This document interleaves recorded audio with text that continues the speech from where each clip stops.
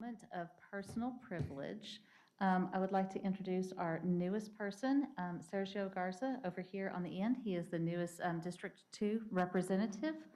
Also in the audience today is the newly appointed but not yet trained Juan Manuel Acosta.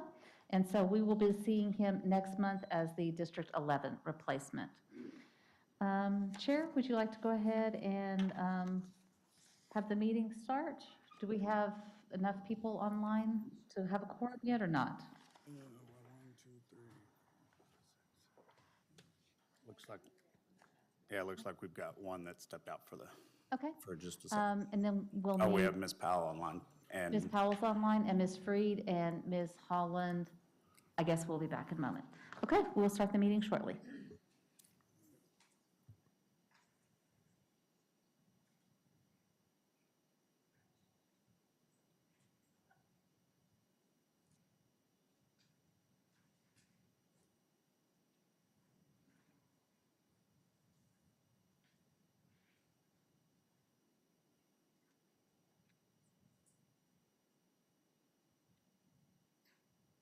it looks like we're ready. Beth, if you'd like to start? Yes, good afternoon. Notice of this meeting has been posted online for at least 72 hours. Members of the Commercial and Residential Boards of Adjustment may be attending virtually in compliance with the Texas Open Meetings Act. The staff present today are Michelle Pena, Beth Knight, Ashley Tolliver, Trey Quallis, LaShondra Stringfellow, and Chris Austria. Chair, will you please call the meeting to order? Thank you, Beth. This is Joey Dixon, and this meeting of the Board of Adjustment will now come to order. It is the 18th of September, 2024, and we welcome everyone to the Board of Adjustment for Residential Matters. The board is a volunteer citizens board appointed by the City Council. By state law, a minimum of 9 members or alternate members out of 11 must be present to provide a quorum and conduct business. Today, we have a quorum of all 11 with 3 members online. Today's meeting's agenda can be found online at www.fortworthtexas.gov. Speaker registration forms for cases on today's agenda were required to be submitted prior to the start of this session. Today's public hearing is being documented by video recording, which will be available on the city's website. To achieve a timely and orderly meeting, the Board of Adjustment requests that the following procedures be respected. Please pay attention. Each case will be called in the sequence listed on the agenda unless otherwise directed by the chair. Staff will summarize the cases based on the content of each request to minimize delays. As your case is being called and you are online, ensure that you are in front of the camera and on your phone, and please remain muted until it's time for you to speak. If you are here in person for your case, as your case summary is being read, please step up to the lectern immediately so we can start your hearing without delay. If you are not the applicant but will be speaking in favor or in opposition of an application, please move to the front row, be seated, and be prepared to speak when called. Speakers must remember that all dialogue will be directed to the board unless you are addressed by staff. A total of 7 minutes is allowed for speakers in favor and 7 minutes for the opposition. If there is more than one speaker present for an application, they should have already gotten together with other like-minded speakers to determine how much time each speaker will have to ensure we stay within the time limit.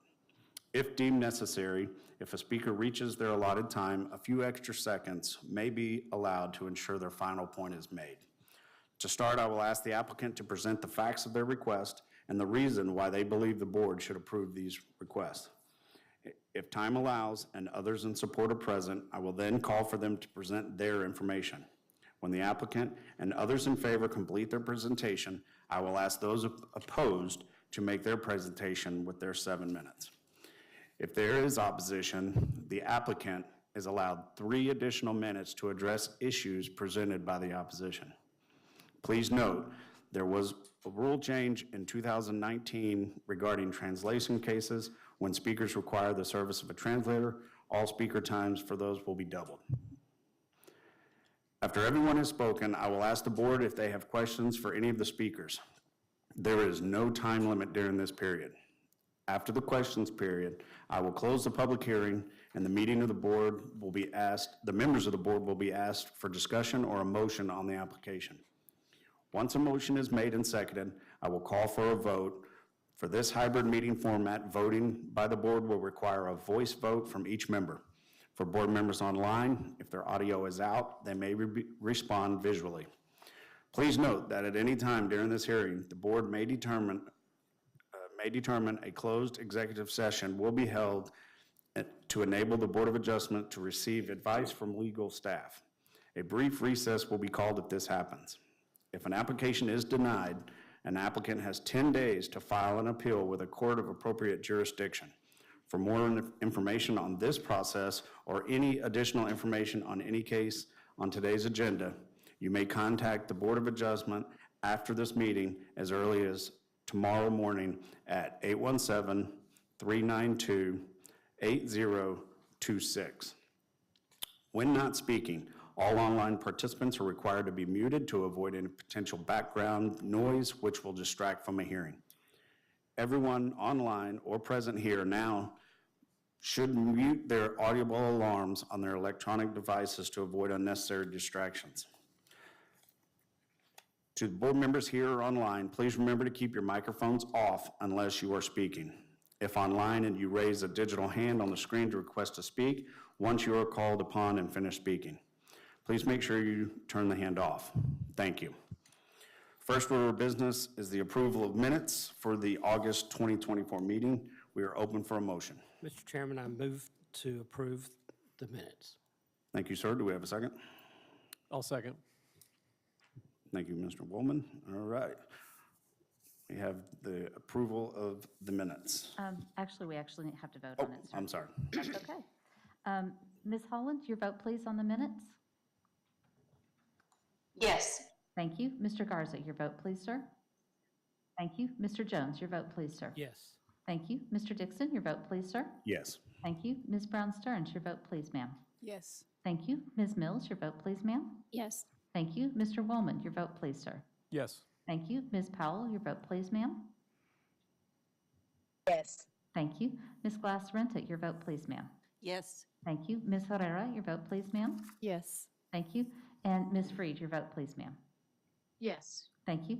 Those minutes passed by a vote of 11-0. Are you ready for us to call the first case? Yes, please.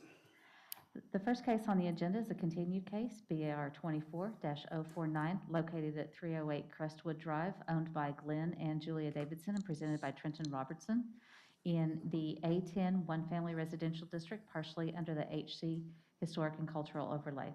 The first variance request is to permit the construction of a detached accessory structure, being a garage with storage and accessory living space in front of the house where detached accessory structures are not allowed, as well as a second variance to permit the construction of the same detached accessory structure with a reduced front yard setback, where the minimum front yard setback required is 50 feet, and the applicant's requesting a setback of 20 feet.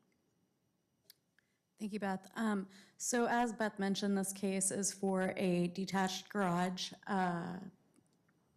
This was a continued case from last month because the applicant wanted a chance and an opportunity to work with the neighbors.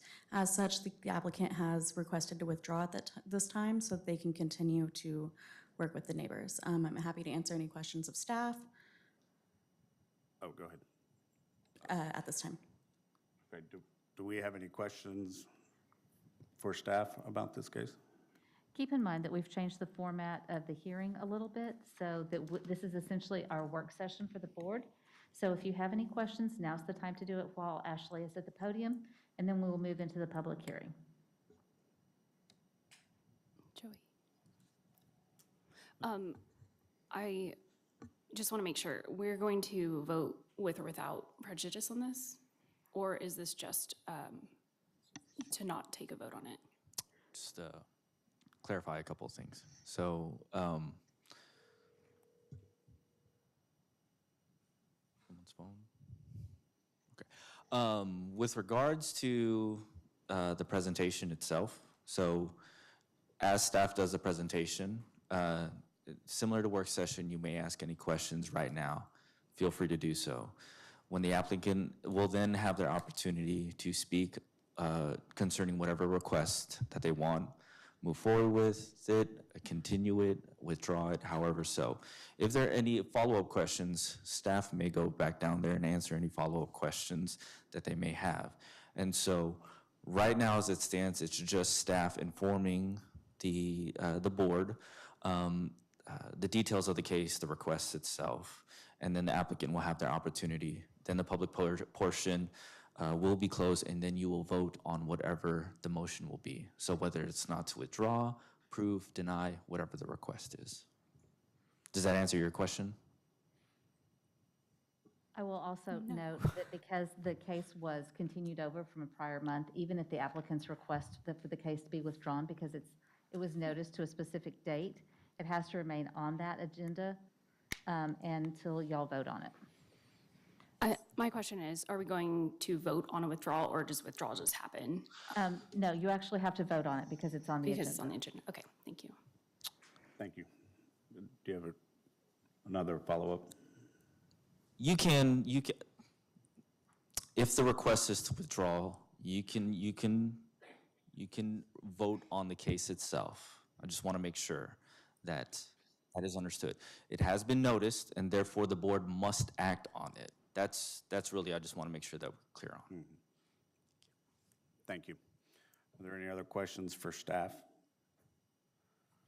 Okay, having seen none, the applicant may come forward, present your case. Oh, I'm sorry.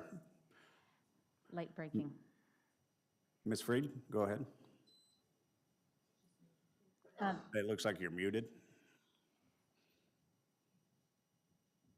There, okay. Okay, so this is again, was the request for it to be withdrawn or to move forward to another month? So the applicant at this time is requesting a withdrawal of the case. A total withdrawal of the case? Yes, ma'am. Thank you for the clarification. Thank you, Ms. Freed. Any other questions? Okay, haven't seen none. Sir, if you would state your name and address and then present your case. Sorry, I've got to adjust the mics due to my height. My name is Trent Robertson, 2201 South Main Street. I'd just like to thank the board last month allowing us to continue it. At that meeting, we had some opposition with neighbors.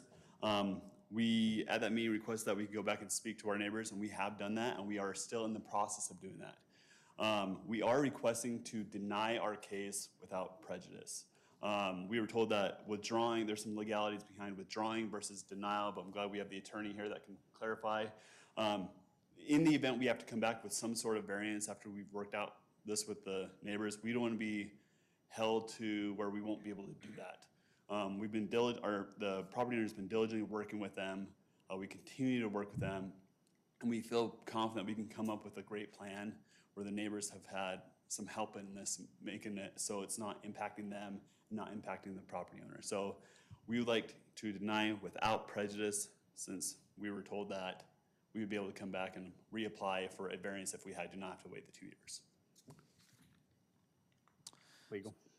So back to what Ms. Knight had said earlier, the ordinance basically states that a case that has been noticed,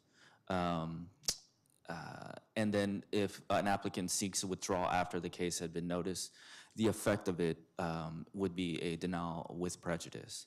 And so if the applicant wanted to deny it without prejudice, that request needed to be made in person.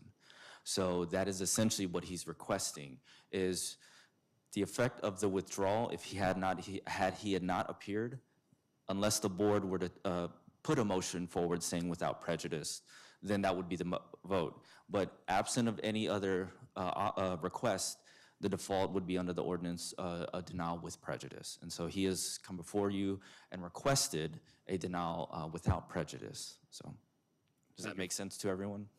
Yes, thank you for clarifying. Okay, do we have any opposition to this case that would like to speak?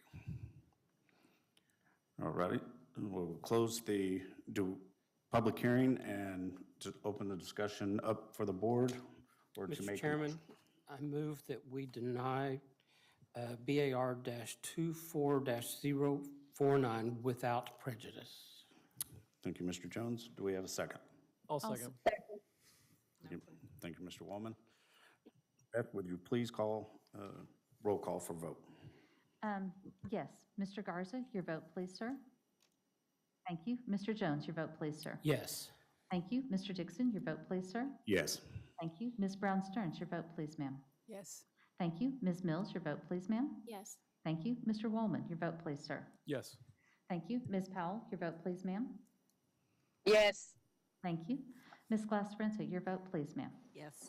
Thank you. Ms. Herrera, your vote, please, ma'am. Yes. Thank you. Ms. Freed, your vote, please, ma'am. Yes. Thank you. And Ms. Holland, your vote, please, ma'am. Yes. Thank you. That motion passes by a unanimous vote of 11 to 0. Thank you, Beth. So, Mr. Robinson, your case was denied without prejudice. If you have any questions, please contact staff. All right. Beth, please call the first new case. Yes. The first new case is BAR 24-047, located at 2809 Lawnwood Avenue, owned by Gary Lewis Rhodes in A51 Family Residential District. The variance request is to permit the construction of a second detached accessory structure being a garage on a lot less than half an acre, where, based on the lot size, a maximum of 1 garage is allowed, and the applicant is requesting 2. Thank you, Beth. As Beth mentioned, the subject property is located at 2809 Lawnwood Street. This is a property that is currently zoned A5. Here's an aerial view of the property. And these are the site photos from Lawnwood Street and from Barlane Street. The applicant is requesting approximately a structure that is approximately 1,080 square feet in size. And the primary structure is currently measuring at approximately 2,629 square feet in size with a 900 square foot drive-through garage. There are a total of 3 drive approaches at this property. 2 are located on Barlane Street, as you can see on this site photo, with 1 located on Lawnwood Street. The total lot size is 21,000 square feet. The subject property is slightly smaller than the required half-acre minimum by 780 square feet. The proposed garage is going to approximately be 3 feet 10 inches shorter than the primary structure. And the proposed garage would result in a total of 1,980 square feet of parking area, which would exceed the living space of the primary structure by 250 square feet. As Beth mentioned, this is regulated by section 5.301 for accessory uses on residential lots, non-habitable accessory structures, and private garages, carports, or porte-cocheres. No more than 1 garage or carport shall be allowed per residential unit on a lot less than half an acre in size, unless these 3 criteria are met per the ordinance. And I'm happy to answer any questions that the board may have of staff at this time. Can we go back to the site plan? Yes. It appears that this is 3 lots. Is that correct? Yes. It is my understanding that they have replatted, or they're in the process of, they've replatted to 1 lot, Okay. is my understanding. Which at that point, they couldn't sell off a 3rd lot. It's still, right, the lot as it's replatted is still under the half-acre minimum. It's 21,000 square feet in size. Okay. There's also an existing shed on the property as an accessory structure That has been removed. that has since been removed. So it shows on the site plan, but it has been removed. I have a question. I just want to make sure I understand. So the property where the house is, that's 1 lot, and then lots 10, 11, 12? It's all been replatted into 1 lot. And what you said, and with that 1 replat, it still doesn't meet It the half still acre? does not meet, right. And this structure right here has since been removed. Okay, thank you. I want to make sure I completely understood.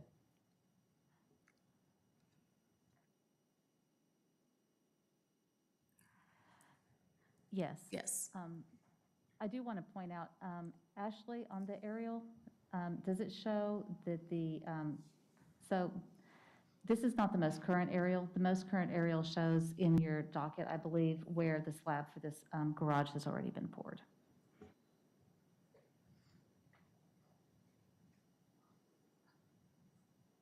Do we have any questions for staff from members online? Okay, do we have any other questions? Okay, seeing no questions, thank you, staff.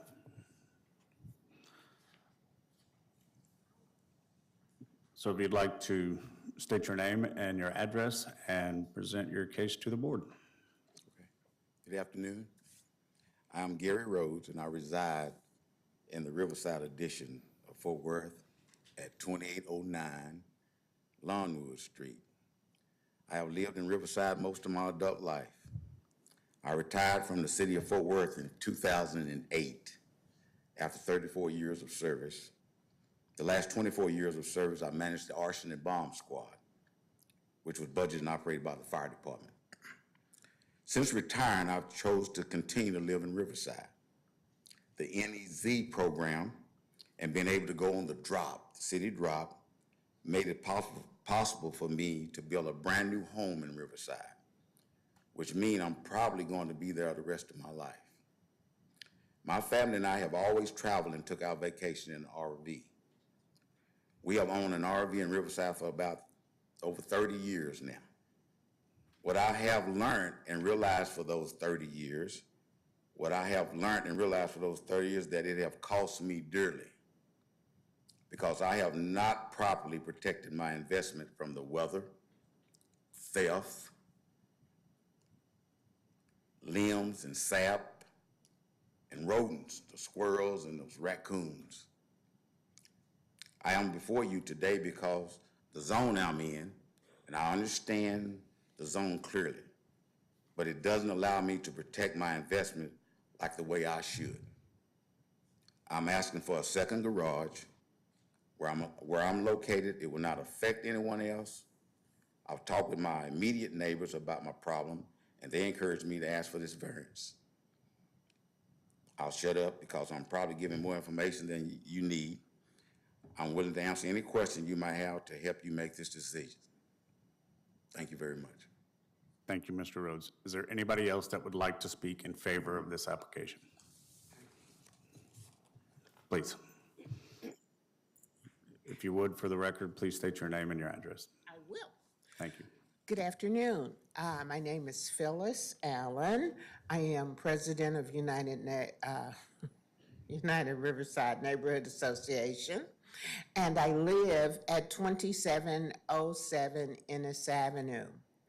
I came to speak on behalf of our neighborhood in support of our neighbor because Mr. Rhodes is one of the original investors who helped start the redevelopment of this neighborhood.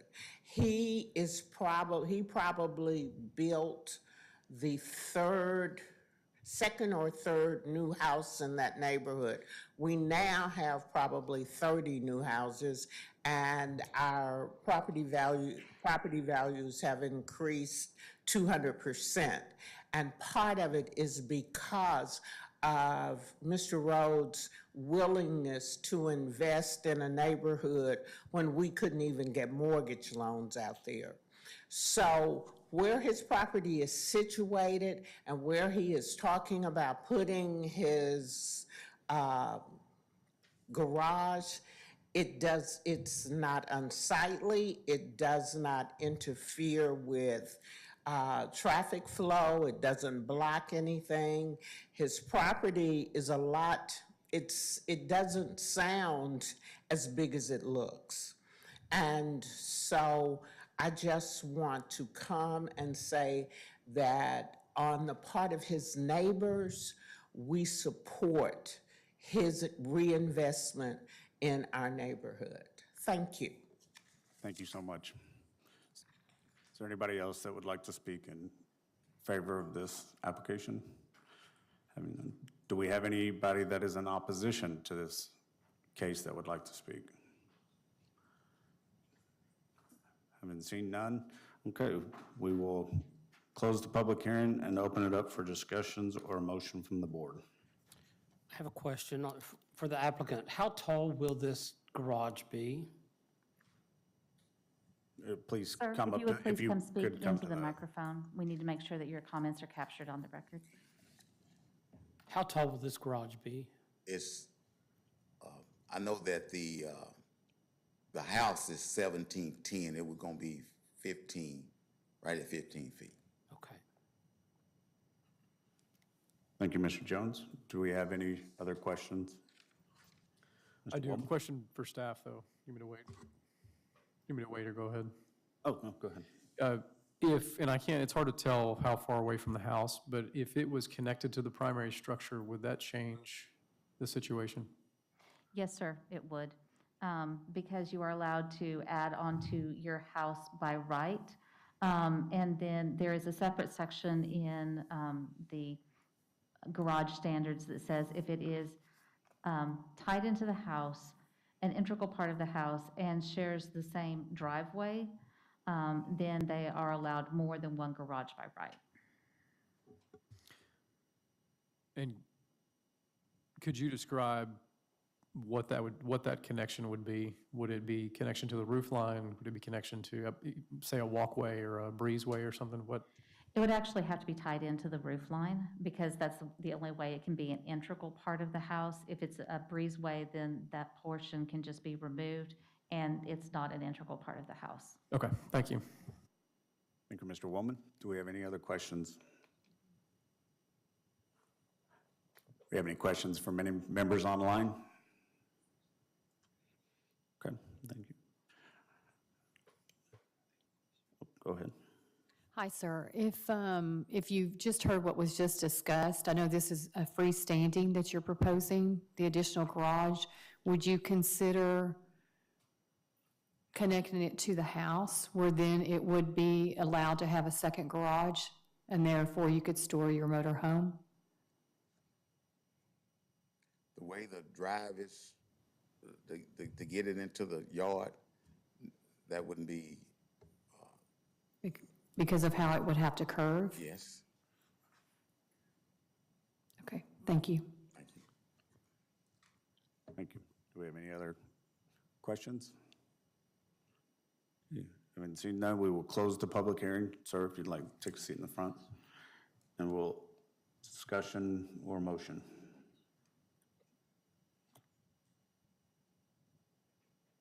I like what he's doing with his property. I have a problem with the variance on how close it is to the property line on the alley side. Because it's going to look incredible. His neighbors are supporting him. He's an upstanding member of the community. But there's a lot of variances that we have to allow to make this structure happen.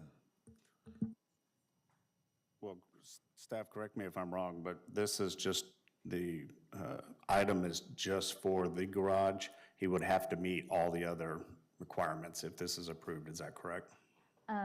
Yes. There is only one variance request. One of the things that we do need you to look at, and maybe it's on the top of the regulations slide, maybe down a little bit more.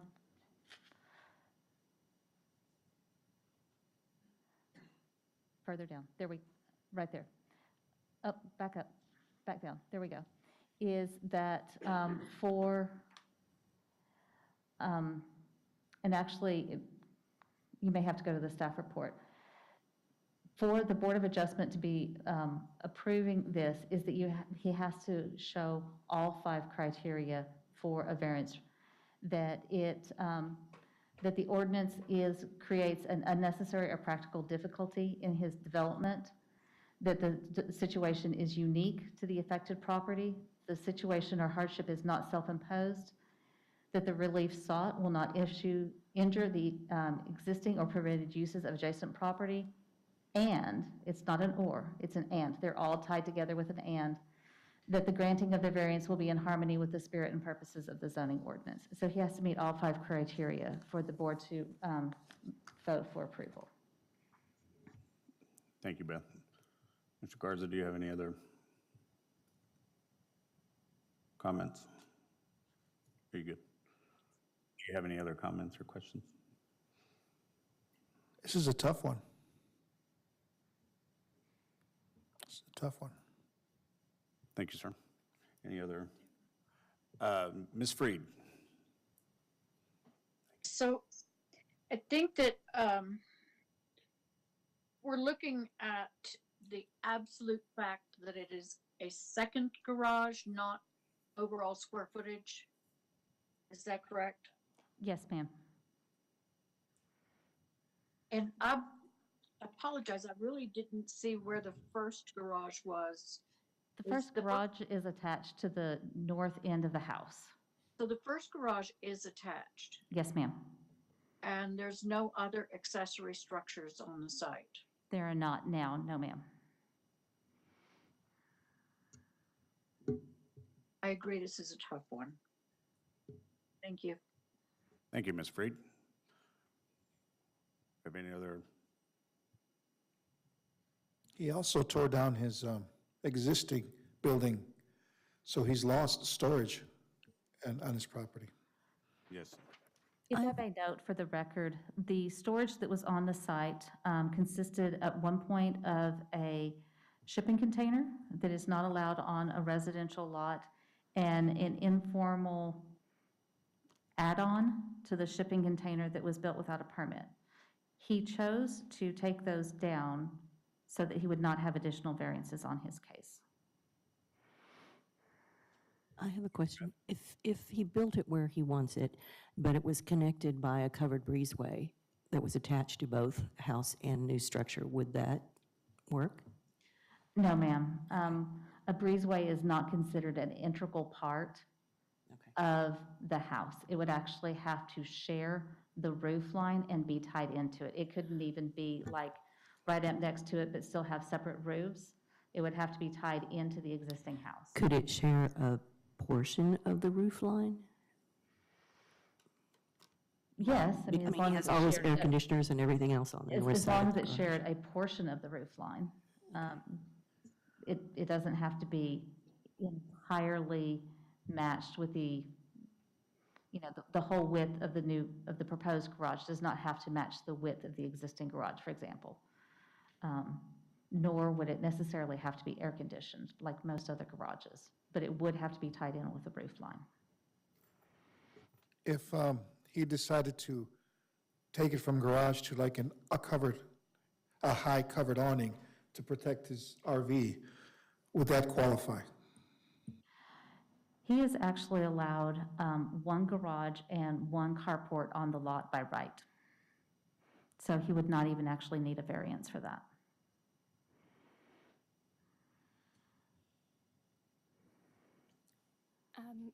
So by right, he would also be allowed a second garage if his lot size was, what is it, about 4% larger?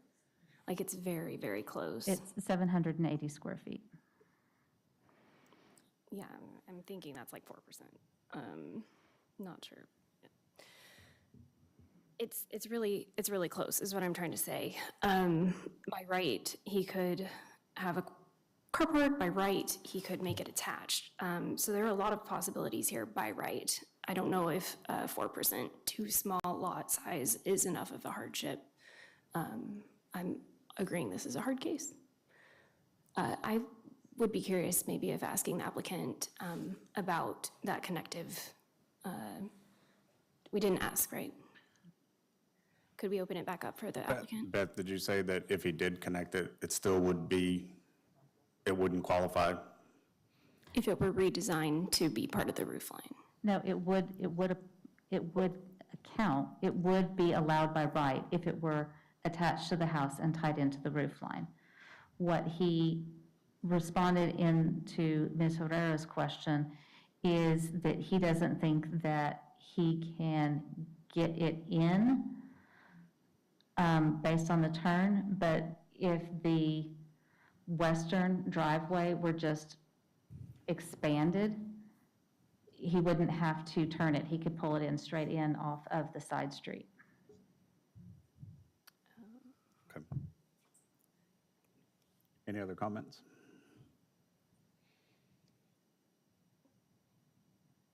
Somebody want to make a motion? Or close?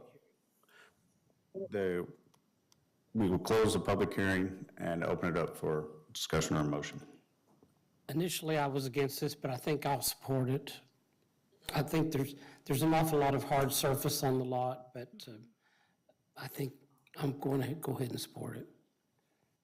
Thank you, Mr. Jones. I agree. I appreciate the support he has from his neighbors coming down and speaking. So I agree with Mr. Jones. I would also be able to support this request. There appears to be a very large tree that's desirable to keep between the two driveways, and if he enlarged the driveway that's going to the existing garage, that probably would be damaged too.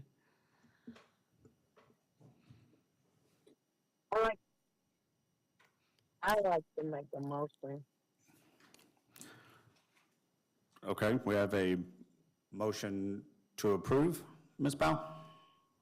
Yes, I'd like to make a motion to approve EAR 24047. Thank you, Ms. Powell. We have a motion to approve. I second the motion. We have a second with Mr. Garza. Thank you. Beth, please make a roll call. Yes, Mr. Jones, your vote, please, sir. Yes. Thank you. Mr. Dixon, your vote, please, sir. Yes. Thank you.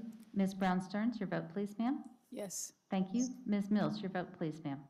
Yes. Thank you. Mr. Woolman, your vote, please, sir. Yes. Thank you. Ms. Powell, your vote, please, ma'am. Yes.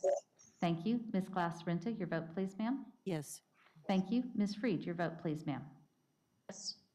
Thank you. Ms. Holland, your vote, please, ma'am. Yes. And Mr. Garza, your vote, please, sir. Yes. Thank you. That motion passes by a vote of 11 to 0. Beth, you didn't get me. Herrera. I'm sorry. Ms. Herrera, what would your vote be? Yes. Okay, thank you. Okay. So, Mr. Rhodes, your application for the variance has been approved. So please follow up with any questions you have with staff tomorrow, as early as tomorrow. Congratulations. Have a good day. Thank you, Beth. Will you please call the next case? The next item on the agenda is BAR 24-052, located at 6144 Brox Lane, owned by RNH Home Builders, LLC, presented by Rick Murphy, MB, two-family residential. The variance request is to permit parking for a duplex in a location that is not allowed, where the required location is behind all the front walls, and the applicants are requesting to park in the projected front yard. Thank you, Beth. So this subject property is currently vacant. It's located on the corner of Brox and Anahuac and is platted without an alley. This is a second request for the same lot involving the projected front yard. Specifically, the original request was denied in 2021, BAR-21-104, for a variance to permit construction of a duplex that would encroach into the projected front yard setback. The existing house to the west is what creates this projected front yard, as you can see here. There are alternate options, which is to relocate the driveway to an area that wouldn't require a variance. The site does contain the required amount of parking, and this is where we are considering the variance application with the alternative to provide parking in that area to the rear. I am happy to answer any questions that the board may have of staff at this time. Thank you, staff. Do we have any questions? Real quick, you said to the west. Can you go back to the aerial? Yes. And you're talking about the house. Is that north or is that west? That is north, I'm sorry. It is on the west of the site plan, but it is north on the aerial. Okay, and that's what's setting up the... That is what's setting up the projected front yard, yes, right here. Yeah, thank you. Actually, one of the other things too the other reason why it's a projected front yard is the lot to the west has been developed, and so that is the other front yard of this site. Oh, so there is a west house There is now, now? yes, sir. Got it, okay. Yes, in between the time that the site came in 2021 and now, the applicant divided up the lots into, the site into 3 lots and has developed the middle one. Okay, thanks. Thank you, Mr. Woolman. It's kind of hard to understand what he's doing now and what he wants to do. So currently the lot's vacant. The applicant's they're going to propose to build a duplex, which is permitted by right. In order to have the permitted parking, the parking is required to be behind the front wall of the building. And it's also not allowed to be in a projected front yard or a front yard. This proposal is going to require a total of 4 parking spaces behind the front wall of the property. So it would need to be located in this area behind the front wall. The applicant initially did submit a site plan where there were going to potentially be more variance requests because parking would be in front of the front wall, and they were able to get their site plan revised so that way they're meeting that requirement. However, there's still parking in the projected front yard. So what the variance request is for the location of parking to be here, because per ordinance, you may not park in a projected front yard or a front yard. Ashley, can you clear the screen and can you mark fairly heavily where the 2 projected front yards are, please, ma'am? So we have a projected front yard here, and we have a projected front yard here. So because of that, the 2 parking spaces that are on the west are behind the front building wall, but the 2 parking spaces that are on the east are in the front yard that is projected off of the house to the north of it. And so we've been working with him on a site plan, and this is best they can do, and just have 1 variance, is that right? This is what they've submitted to us.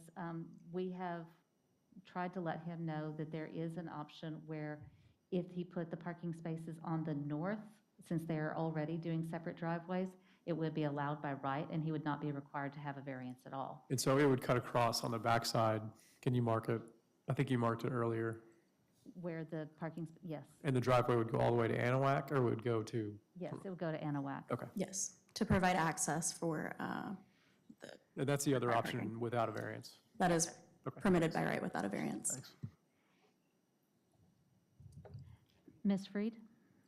So if the parking space was where you suggested, essentially, when you walked out the back door of the house, you would encounter your parking spaces before your backyard green space. Am I visualizing this correctly? That would be up to the applicant on how they would orient that parking.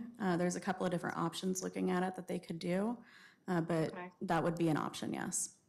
But it would be back behind the back doors of the house. It would be, based on what we've had submitted. Okay, thank you for the clarification. Thank you, Ms. Freed. Do we have any other questions for staff? Please. Oh, can we, yep. You guys have given us all these options. What was the client wanting? Where was the client wanting to place this? So the client initially submitted, there's been a couple of different variations of a site plan that I've seen since I've been with the city in the last month.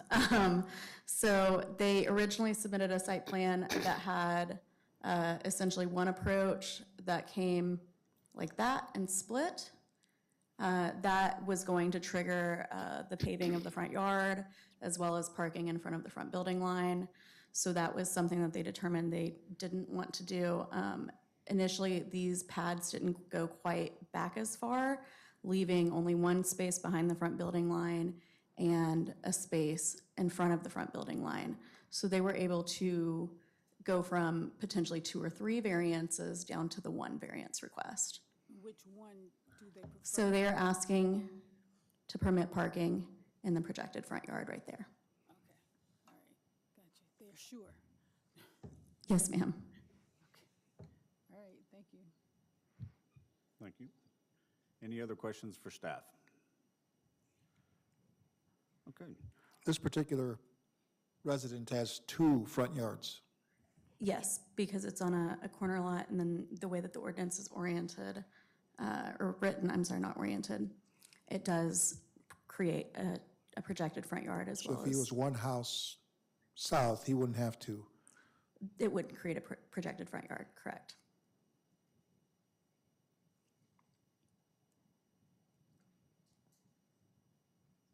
Any other questions? One more question. Go ahead. How many vehicles are they trying to get moved in here? So the required parking is 2 spaces for a 3-bedroom dwelling. It's a 3-bedroom attached duplex, so they need a total of 4 spaces for the dwelling. They're only trying to permit the 2 for this side of the dwelling unit on that side. This is permitted by right. Okay.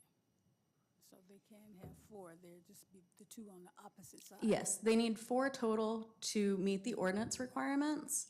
The best way to think of that is 2 for one of the side of the duplex and 2 for the other. Gotcha. Yeah. I understand.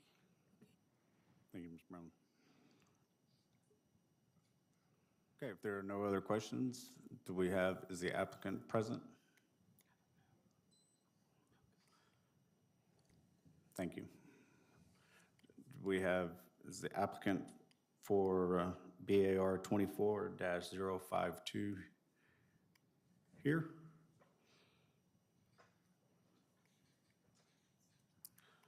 Sir, if you could state your name and your address and present your case. Okay, my name is Rick Murphy. I own R&M Home Builders, built in Fort Worth for probably 8 to 10 years. Address on this project is 6144 Brock's Lane. And I heard in the comments that I have been before the board before and was lost by 1 vote. But at that time, I wanted to build into the house to the north, 18 feet into their property, because I wanted to have my wall 18 feet in front of them. So I kept the lot I've owned the lot since 2019, and I've tried to figure out different ways I can utilize that lot. So the way that I want to do it now is the variance requires me, like Beth said, to have it behind the front wall, 2 parking places on each side. It's going to be a duplex. If I could put up there's 28 feet. The primary concern is line of sight, that when the neighbor to the north, he sits back 37 feet. So when he pulls out of his driveway, they're thinking he's not going to be able to see anything to the right. If I could throw up the pictures that I submitted, I'd like to show the board the pictures.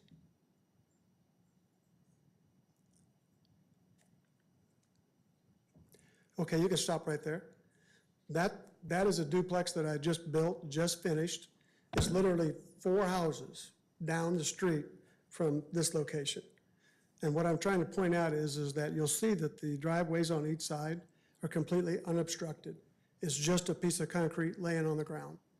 So that's the duplex that's in that neighborhood right now, owned by me. You could put the next picture up, please.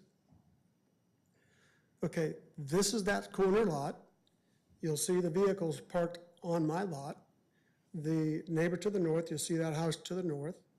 And I've not objected to the neighbors parking there. I've never had any feedback from the neighbor to the north about line of sight. If you pay attention to that picture, you'll see a big tree in their front yard that's overhanging on the street. That obviously causes line of sight for obstruction. And those vehicles parked right there, and no one in that neighborhood has ever contacted me since 2019 about having any line of sight problems with that vehicle.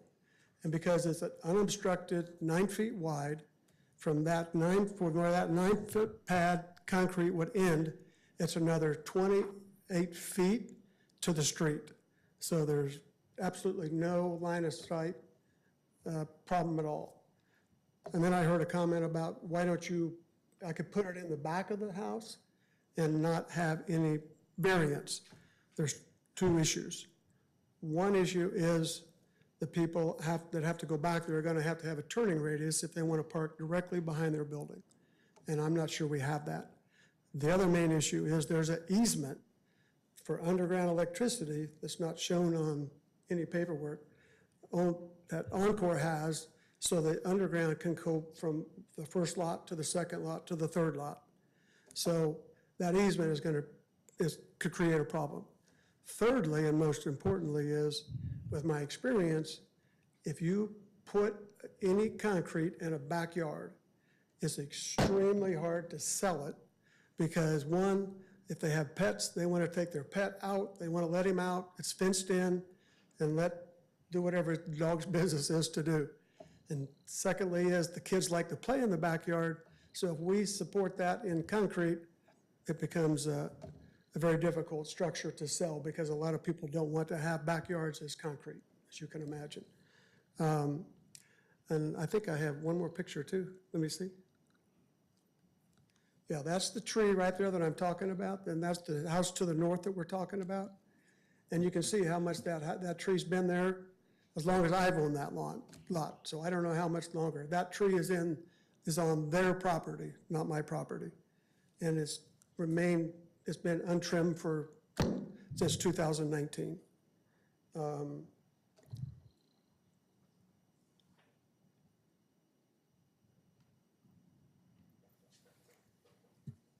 So I think that's my case pretty much. It's just a piece of concrete laying on the ground, just like that duplex I showed you before, four streets down. So I'll be glad to field any questions that anybody may have.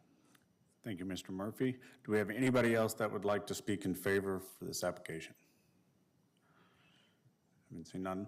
Do we have anybody that would like to speak in opposition of this? If you could, sir, if you could sit in the front row, right here. Yes, yes, sir.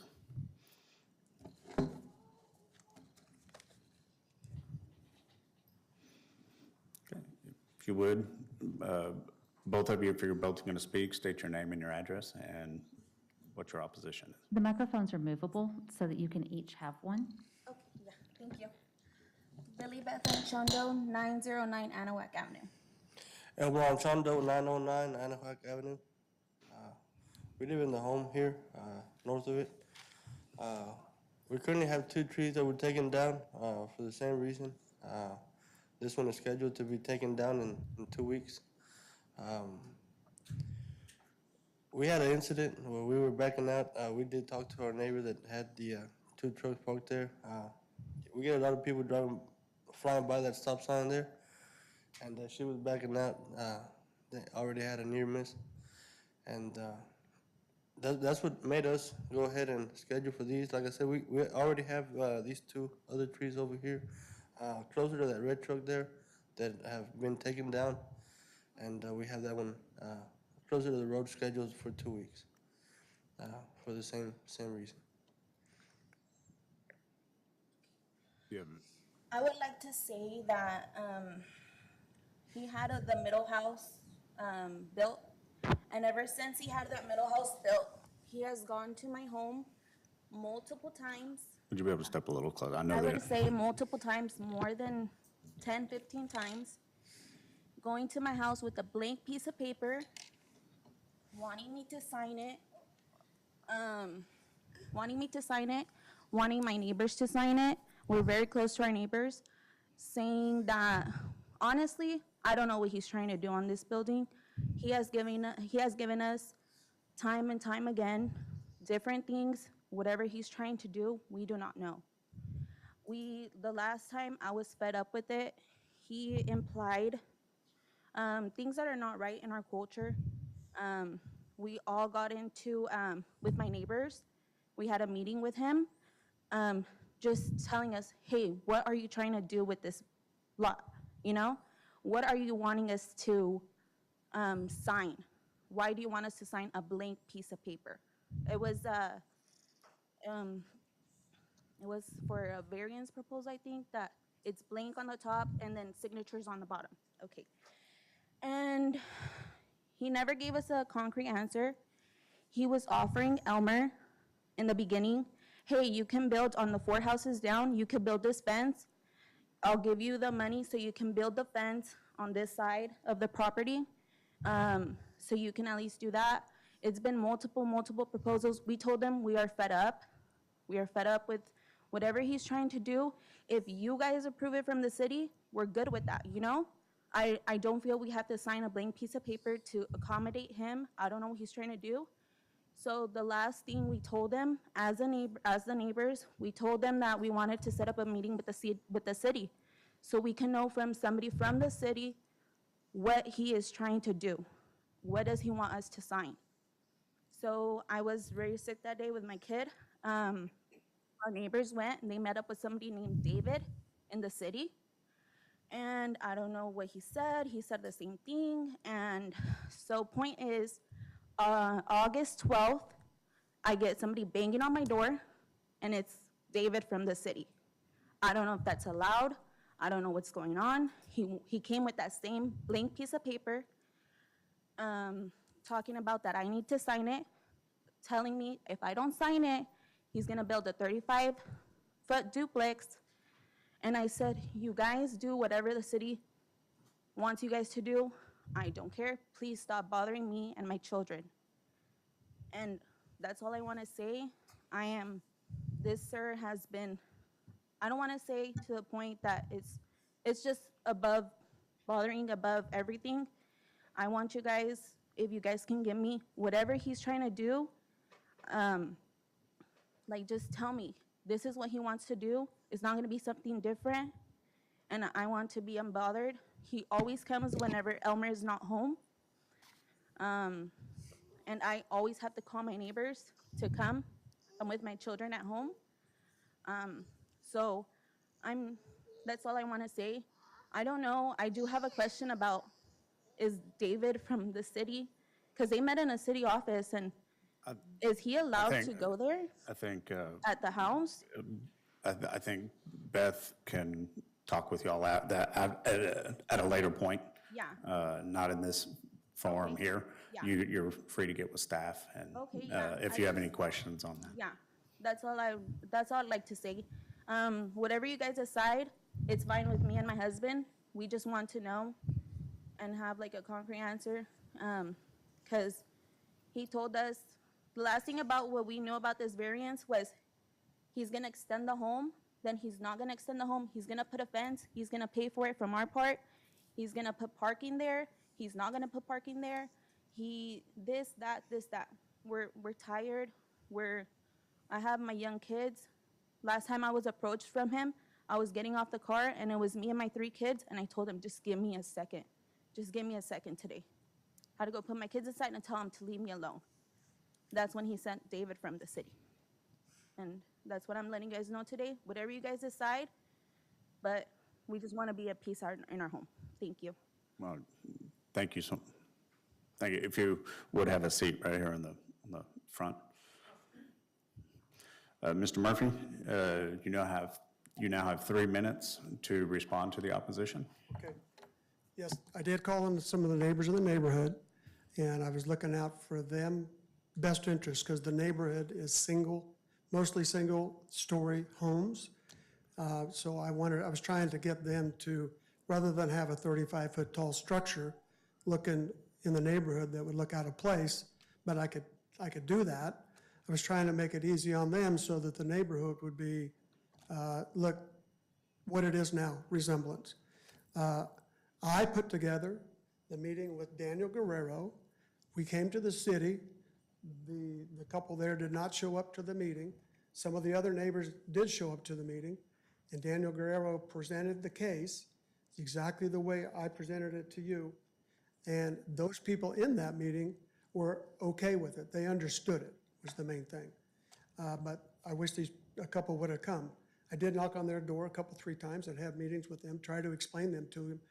But I'd literally get it out there with my site plan, but I'm not sure they ever comprehended what I was really trying to do. But now that the duplex went down the street, I've invited them and other neighbors to look at that duplex, because this is all they want to do, is get parking for that variance for 9 feet on that side.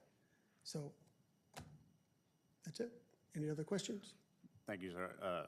if you could hold, there might be questions. So at this point, I will open up the public for any questions for any of the applicants or staff or anything at this time. Both of you all said something about the tree that you all showed us in the yard. The one was leaning over so far. Is that going to be a problem? Is that you all want to get rid of the tree or cut it in half or what? Ma'am, that's their tree. It's not my Okay. tree. It's on their So property. it's not a problem for you? No, I don't care what they do with the tree, no. Okay, so you all were saying it's a problem for you? Actually, we'll need to have a second. Mr. Murphy, if you'll have a seat on the front. And then if you can come up and tell us about the tree, please. Actually, that is the city's tree. They've come, you see that it's split? It was actually chopped, so they cut it from right here from the bars, from the power lines. They cut it already. So that's city's tree, and I don't know what would Okay, I guess my question is the tree, or will the tree be a problem for him getting his side garage up in there? Is that going to be a problem? If, Ms. Brown Stearns, if the tree is on their property, then he has space to put in a 9-foot wide driveway and clear their tree. Okay, and clear the tree. If I can also make one other point for the record, is that you are allowed to put concrete on top of easements, but you're not allowed to park buildings. So any easements back there, he could still park on by right without any issues. I would also like to state. Hang on a second. No, The board. Your time was earlier. Oh, okay, I didn't. No, that's. Thank you. Do we have any questions from anybody online? Ms. Freed?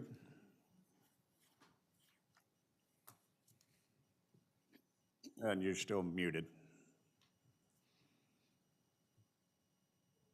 There we go. Okay. All right.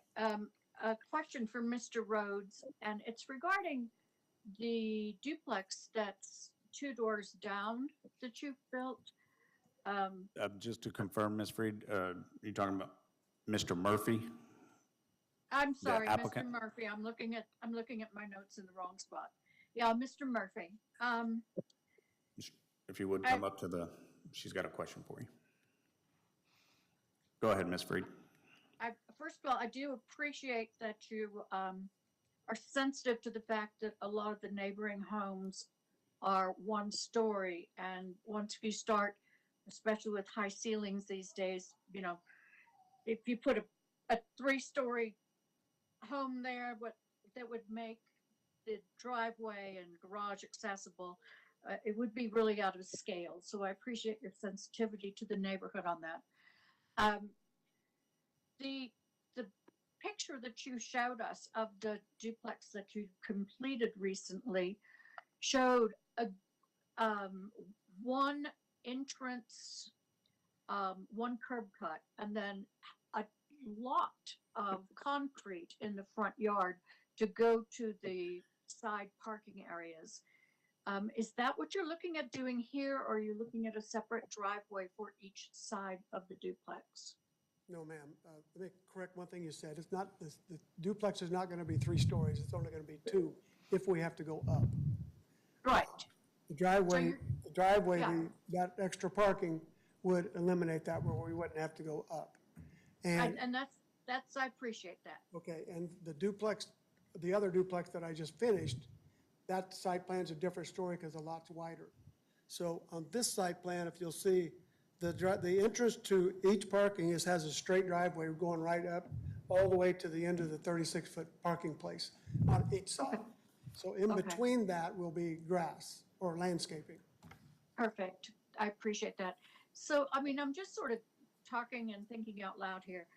There's nothing that would prohibit somebody driving on that driveway and not even going all the way back.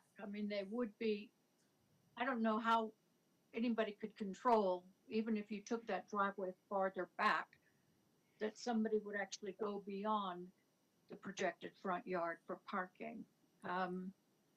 But yeah. So, I mean, my initial thought was you could make the driveway much longer so that the parking spaces would be farther back there, but I don't know how you could control where somebody actually uses the driveway to park, if that makes sense. But thank you for your clarification. I was concerned about a great deal of concrete in the front yard. I like the 2 driveways better. Thank you, Ms. Freed. Have any other questions for the applicant? Okay, Mr. Murphy, if you would have a seat, we will close the public hearing and open it up for discussion from the board. Mr. Jones. I will not be able to support this because I think there are alternatives that will work, that will satisfy the parking issue. Thank you, Mr. Jones.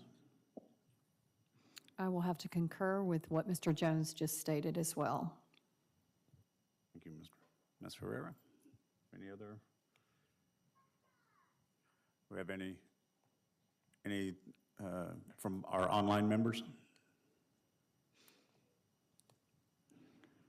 I'm not clear what other options do Mr. Murray have for parking. If you can speak up just a little bit, please, ma'am. I don't think that we got all of your comments. I was asking, could staff clarify other options that he could access for this parking situation that he is trying to obtain variances for? Yes, Ashley is going to show you that right now. So the alternate option would be to come in from right here and then provide parking in this general vicinity. That's the alternate option. The way this gentleman, he's done a great deal of homework building this design. It's a lot less concrete, his present design. If we go ahead and the second parking in the back of the building, it'll be a lot more concrete, a lot less green space. I don't have a problem with him parking north of the building. It's behind a fence, it doesn't have a line of sight issue, and it's identical to the other duplex. It just makes sense to me. I would approve this. I think, Mr. Garza, I'm going to double check the measurements real quick, but it is likely that he would be pouring the same amount of concrete regardless of which direction he puts it. And I think that that's the case.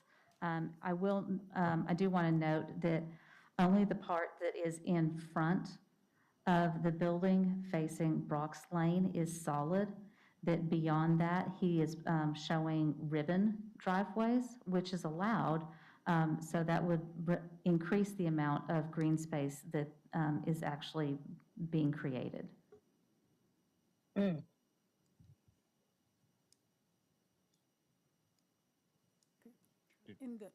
Go ahead. In the variance, it says to permit the construction of a second detached accessory structure, a garage, on a lesser lot. But I've been hearing the word driveway. That's the previous case, That's a ma'am. previous case. This one is for the required location of parking spaces behind the front wall. So this is BAR 24-052.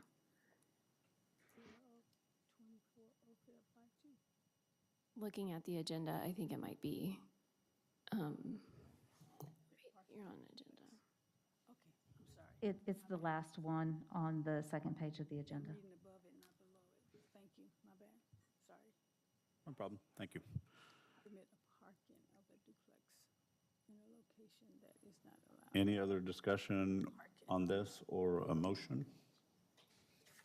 Although I'm not going to support this, I move to approve BAR-24-052. Thank you, Mr. Jones. Ms. Freed has additional commentary. Thank you.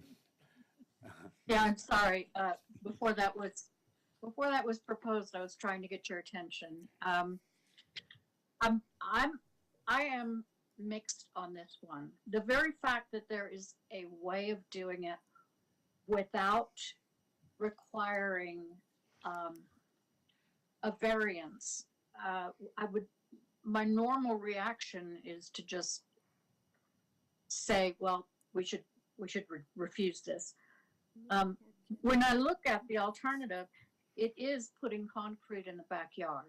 And Mr. Murphy brought up some really valid points in terms of quality of life for the people that live there, in terms of desiring fencing for children, for pets, for having some green space for those children.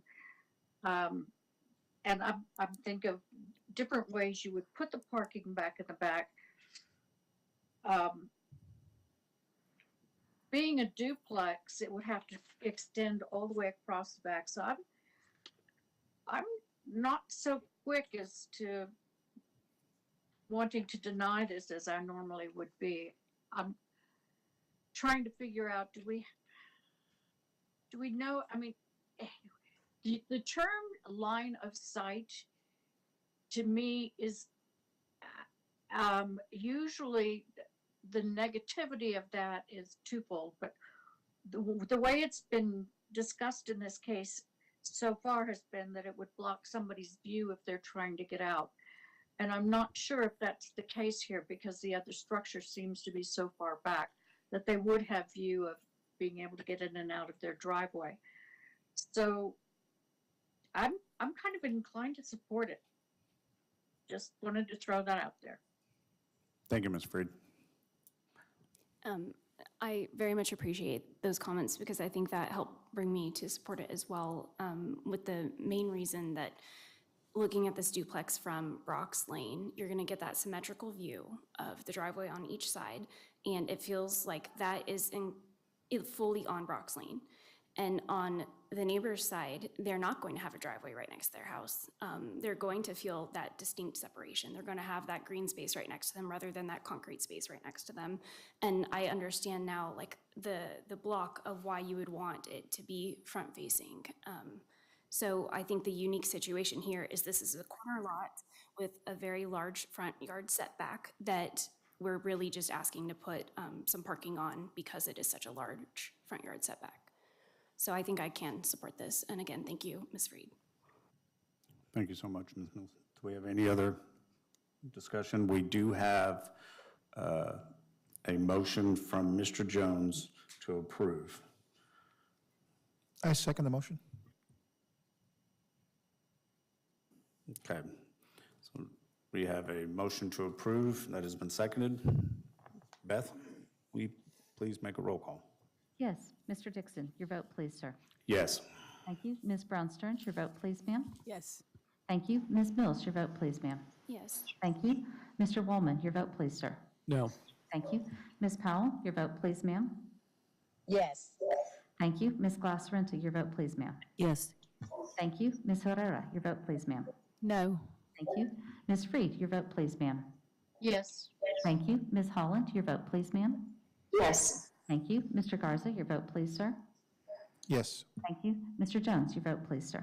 No. That motion fails by a vote of 8-3. So unfortunately, Mr. Murphy, your application has been denied, but you are, please get with staff tomorrow and if you have any questions.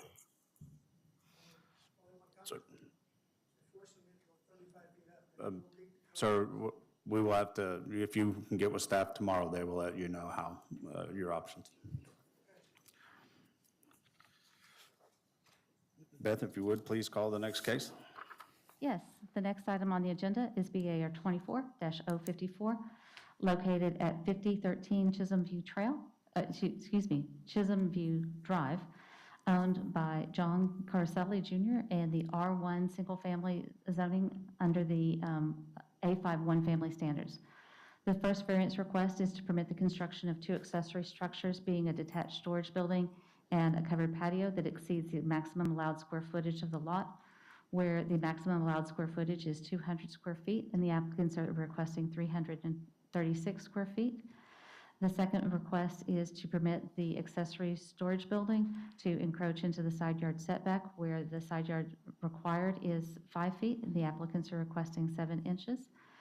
The last item is to permit the same storage building to be located in front of the rear wall of the primary structure being the house, which is also less than 75 feet from the front property line. Where the minimum distance is required is 75 feet, and the applicants are requesting a distance of 62 feet, 6 inches. Thank you, Beth. This lot is about approximately 8,400 square feet. The primary structure is approximately 2,659 square feet with an attached garage. The existing gazebo measures 12 feet by 20 feet. It is detached from the main structure, and it is approximately, I apologize, 240 square feet. The proposed accessory structure is an 8 by 12, which is 96 square feet. As you can see here from the site photo from the view of Chisholm View Drive, the applicant has already poured the concrete pad for the proposed location of the storage building. This is an image of the existing accessory structure, which is clearly not, I apologize, attached to the main structure, resulting in 3 variances. This is the proposed site plan with the proposed shed in this approximate location. The structure is allowed by right to be placed behind the rear wall of the primary structure or 75 feet from the front property line. It is also allowed by right to be placed within the required, or not within the required setback, to meet the required setback at 5 feet from the side property line. I'm happy to answer any questions. This is a proposed elevation of the proposed accessory structure. As you can see here, non-habitable structures on lots that are 5,000 to approximately 9,999 square feet are allowed by right to be 200 square feet. And I am, again, 5 feet minimum side yard setbacks, and the proposed is 7 inches. And I am happy to answer any questions at this time. Can we go back to the picture that shows the existing structure, please? Yes. We don't have that in our packet. Thank you.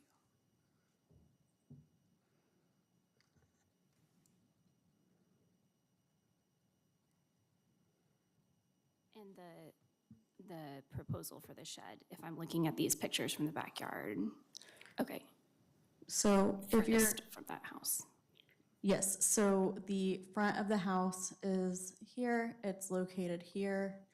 As you can see from the site visit photos, it will be placed in approximately this location. Thank you. So is there a reason why he doesn't want to put it in his own yard? It is on his own property. He simply did not give us a reason that I'm aware of. This application came in prior to my employment with the city of Fort Worth. He has other options. I'm not sure why he's requesting that. That would be a question for the applicant.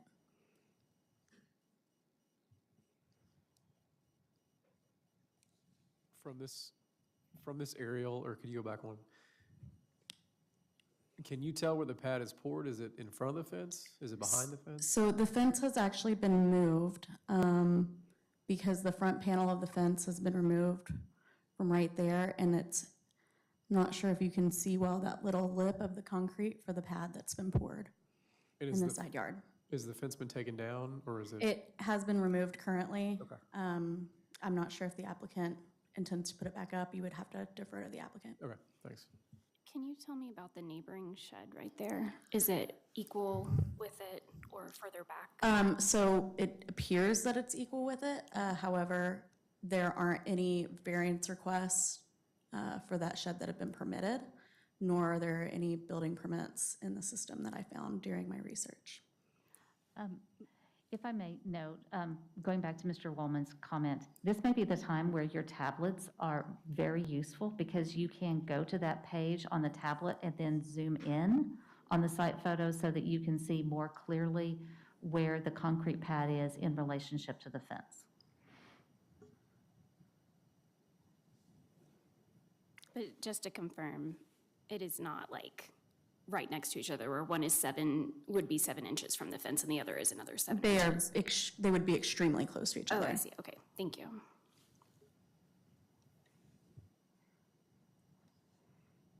I'm not sure the approximate distance, but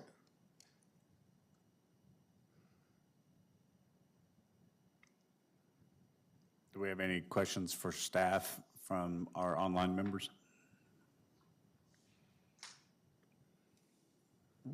Any other questions? Okay, thank you so much. Do we have the applicant for BAR 24-054? Mr. Caraselli is online. Thank you, Beth. Yes, hello, how are you today? I'm John Caraselli. I'm the owner of 5013 Chisholm View Drive, and more than willing to answer your questions with regard to the shed. Sir, this is essentially like court, so you need to make your case first, and then the board will ask you any questions. Okay, okay. I have a variance for my shed. My shed I am trying to place in the most optimum and highest and best use that is also most aesthetic for the neighborhood. If you look at my property, it backs up to a national park. The reason for the placement of the shed on the side of the house where it is today is it was an open space, and I had to set it back from my back bathroom window. That's the only reason why it's set back there a little bit on the side of the house. I did get my homeowners association approval as well as my neighbor's approval for the shed as well as the patio when I installed that. So I'm trying not to obstruct the view of our view out of either our bay window or our master bedroom or our bathroom window, as well as my neighbor's view of the national park that's in the back of our house. So that was the best place for it, and my neighbor has a shed in approximately same location on his property. Okay, would you also like to speak on the accessory structure that's in the back of the property? Yes, I mean, that was one of the items that the team picked up when they were looking at the plat. I built that patio for similar reason because I have a beautiful national park behind me. I needed some coverage for the patio from the hot Texas sun. That was the most cost-effective solution. It is, like you said, I think it's 12 by 20 size. It's not covering the entire patio. And it's very aesthetic. I've had a lot of compliments from our neighbors and requests to kind of do similar things for my neighborhood. So neighbors approved but both of those items, the patio and the structure. So I don't know what more you need on that structure. Thank you, Mr. Caraselli. Are you sure that you don't have anything else to add? I guess the only thing I have to add is when I installed all of these, I tried to use the most efficient use for my property without obstructing the aesthetic view of the park behind the house. I was not aware, I'll be honest with you, I was not aware that for my patio, I had to even get a building permit when I contracted somebody to go do that work. So that was picked up during this process. And the shed, I found out after I put the slab down when I contacted the shed company that I had to get a permit. So that's all I have. Thank you, Mr. Caraselli. Do we have anybody else that would like to speak in favor of this application? Do we have anybody that would like to speak in opposition of this case? Having seen none, we will open the public hearing.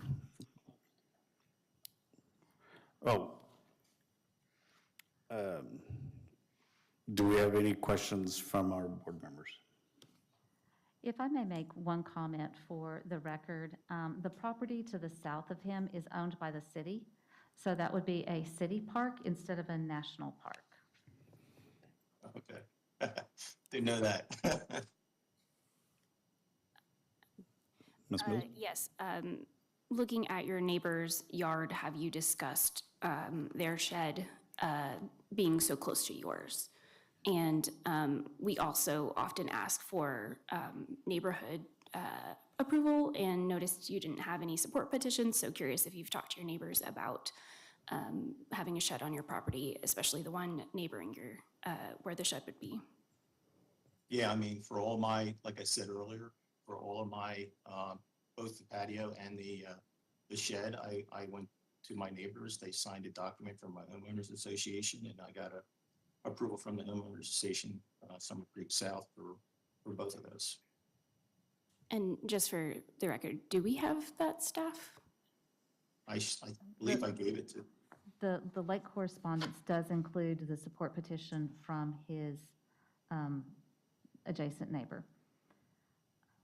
I think the law department has commented regularly that the absence or presence of support or opposition should not be the basis of your decision, that it should be the criteria that is listed in the ordinance. Probably would make a comment also that that shed next door may be illegal if there are no permits, and it may not remain in that position. Any other questions? Okay. Thank you. Do we have any questions from members online? Ms. Freed?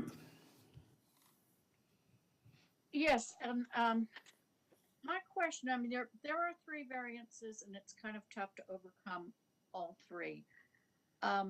But one of them that I thought might be easy is to just move the entire structure farther back, so that I could at least cross off one of the items. As you're discussing, and this is why it's good to present, as you're discussing your windows and your naked windows, but if you put that shed farther back, would it block either your windows or your neighbor's view? yes, yeah, it'll block, if I move it back further or the requirement behind the back wall, it will block my entire view out of my bay window and my bathroom window on that side of the house. And it will also obstruct my neighbor's view as he looks off his patio. So that's why me and my neighbor both felt like the best place to put a shed so it doesn't obstruct the view of the park is really on this side of the house like that. Yeah. Okay. I mean, it's a beautiful view. I don't know if you've been down, but it's. Haven't, but that's great. Thank you. Thank you, Mrs. Freed. Do we have any other questions? Any other questions? Having seen none from our online and presenters here, we will close the public hearing and open it up for discussion. I have a couple of comments. I'm not opposed to someone requesting a shed, but as long as it meets all the various variances, and this one I cannot support because it's not meeting those variances. So that's where I stand on this application. Thank you, Ms. Mahara. Do we have any other? It almost seems like, to me, like he's taking the shed that he needs from his backyard and put it almost in the front yard for everyone else to see. I mean, from the view of the street, the picture, yeah, he's got a great view of the park, but we have to tolerate the view of the shed. Thank you. I also struggle with the setbacks. Side yard setbacks are there for a reason, and the shed catching fire is very much what comes to mind, and spreading from house to house, because that has happened to family members, so I cannot support, in this instance, that setback, but I will say this park is beautiful. It is. I understand not wanting to block the view, but I do think there's got to be a different solution. If a fireman has to go through these 2 walls in this house, and there's 2 sheds butted up against each other, they won't be able to, they're not going to be able to execute rescues, or there's a reason we have these easements. I think 2 of these are solvable because of location, but I still can't support it based on the first variance request also. You're talking about on B and C. B and C, I mean, to me, you could solve those pretty quickly, but still on A, it's not solvable. Do we want to, whoever makes a motion potentially, because I haven't heard anybody mention the covered patio. So maybe vote on them separately.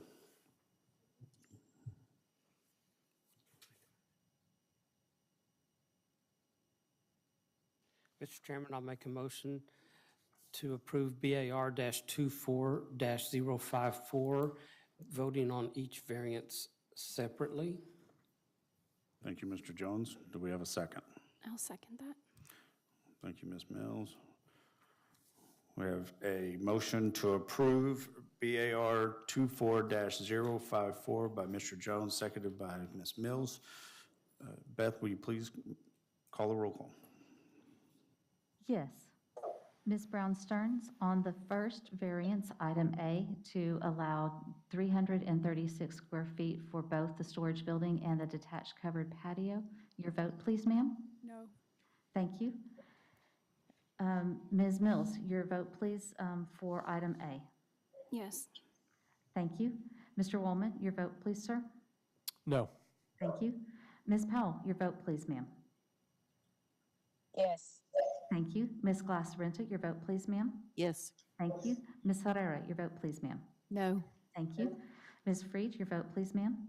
Yes. Thank you. Ms. Holland, your vote, please, ma'am. Yes. Thank you. Mr. Garza, your vote, please, sir.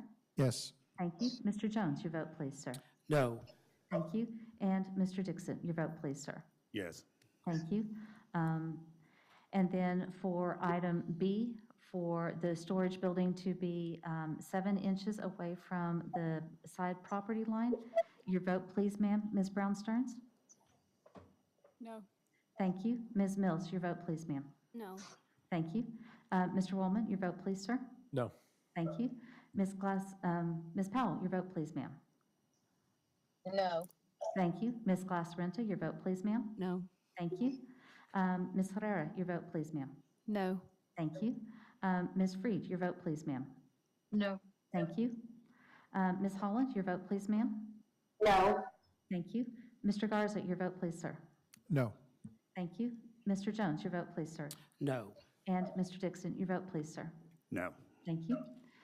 Then for the last variance request to allow the storage building to be located in front of the rear wall and 62 feet from the property line. Ms. Brown Stearns, your vote, please, ma'am. No. Thank you. Ms. Mills, your vote, please, ma'am. No. Thank you. Mr. Woolman, your vote, please, sir. No. Thank you. Ms. Powell, your vote, please, ma'am. No. Thank you. Ms. Glass-Renta, your vote, please, ma'am. No. Thank you. Ms. Herrera, your vote, please, ma'am. No. Thank you. Ms. Freed, your vote, please, ma'am. No. Thank you. Ms. Holland, your vote, please, ma'am. No. Thank you. Mr. Garza, your vote, please, sir. No. Thank you. Mr. Jones, your vote, please, sir. No. Thank you. And Mr. Dixon, your vote, please, sir. No. Thank you. So all of the variance items did fail. The first one was a vote of 7 to 4. The last two were 0 to 11. Thank you, Beth. Mr. Curacali, I'm sorry that the application has been denied. You do have 10 days to file an appeal if you choose, and if you have any questions, please reach out to staff as early as tomorrow afternoon. Okay, I'll do that. Thank you. Thank you so much. Beth, please call the next case. The next item on the agenda is BAR 24-055, located at 1629 East Harvey Avenue, owned by Viota USA LLC and presented by Gladys Williams and Duran Green in a B2 family district. The first variance request is to permit fewer parking spaces behind the front wall of a duplex with 6 bedrooms, which requires 5 parking spaces, and the applicants are requesting 0. The second item request is to permit fewer parking spaces for the duplex with 6 bedrooms, where 5 parking spaces are required, and the applicants are providing 1 space. Thank you. This property is located in a already fairly developed neighborhood. There was a building permit that was submitted, building permit application that was submitted at the beginning of August for a 3-room addition. That permit application is still under review. Building permit for residential remodel was issued mid-August. The floor plan that was submitted as part of the building permit application does show that there are 2 kitchens per the floor plan, which classifies this as a duplex. The side yards on each of the property boundaries are approximately 5 feet 1 inch on the west side and 5 feet 7 inches on the eastern side. The lot was platted without an alley, and so the rear yard is not accessible through the side yard of the lot. The applicant is requesting parking right here in this section of the driveway, which does not provide enough parking for 2 spaces, with the standard parking space being 9 feet by 18 feet. They would require 18 feet in width by 18 feet in length, or they would require 30, I'm sorry, I'm not mathing properly today, or 18 by 36. This is a floor plan of the property. As you can see, there are 1, 2, 3, 4, 5, 6 bedrooms with an office space above. In 2-family districts, there are 2 requirements for 2 spaces per dwelling unit with up to 3 bedrooms, plus 1 space per bedroom over 3 bedrooms. As such, we need 6 parking spaces. The second regulation that applies is 6.202 for parking lot design standards. No parking can be permitted in the front yard, measured between the front property line and the closest location of the structure. I am happy to answer any questions. I would also like to, in your packet, there should be a photo of the structure from the site, and here it is. Looking back on Google Street View, it appeared when we were doing staff research that at one point a garage had been converted. So parking at one point had been provided, but that conversion took place over 10, 15 years ago. So they have been operating with the driveway since. I'm happy to answer any questions. You mentioned that there were 6 spaces required, but our agenda says 5. It should be 5. It's number of bedrooms minus 1. Okay, So if there's 6 bedrooms, then it corresponds to 5 parking spaces. okay, thank you. If the kitchen were removed, what would be the scenario, the second kitchen? The second kitchen were removed, it would be considered a single-family structure. However, that requirement would still be the same because the parking is for any structure. 3 bedrooms or more requires, or 3 bedrooms or less requires 2 plus an additional space per bedroom. So their variances would actually be the same. They are still required, whether it's a single family or duplex, to have at least 2 parking spaces behind the front building setback line. So it would change the degree of variance item A. However, variance item B would still be in effect as written.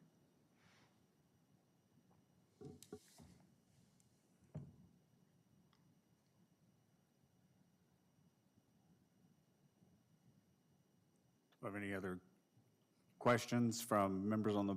What are the, sorry, Oh, go ahead. what are the options for the homeowner? So the options would be to not add on potentially the 3 bedrooms, to convert back to a garage. They can't, like I said, access the rear yard through the side yard because of the setbacks and because of how tight the structure is to those setbacks.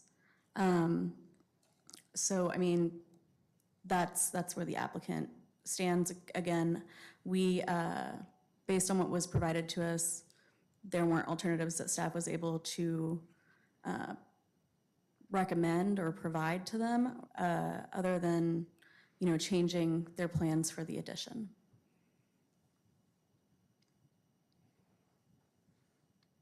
It looks like, looking at the photos here, which is a different structure than was there before, So has construction already begun even without the permits or what? So construction had begun without the permits, based on what we've been able to determine. This is a floor plan that shows the upstairs as well as the main floor.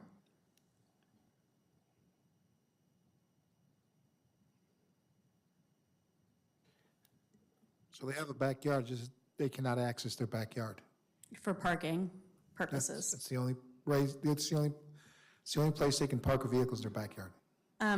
They have parking in front of the front wall of the house, but there's not any parking provided based on the site plan that would meet the ordinance as prescribed, and there hasn't been any alternatives submitted that would meet that ordinance as well. Can we go back to the floor plan? Okay, so earlier you counted 6 bedrooms. Then upstairs also is a room with a full bath. So could be 7 bedrooms? The one upstairs actually does not have a closet. Okay. So that's why we're not counting it as a bedroom. I will note that the one that Ashley just marked in the western side in the middle is labeled a living room, but because it has a closet, it's actually considered a bedroom. Correct. So the alternative proposals should be questions to ask of the applicant. I have a question.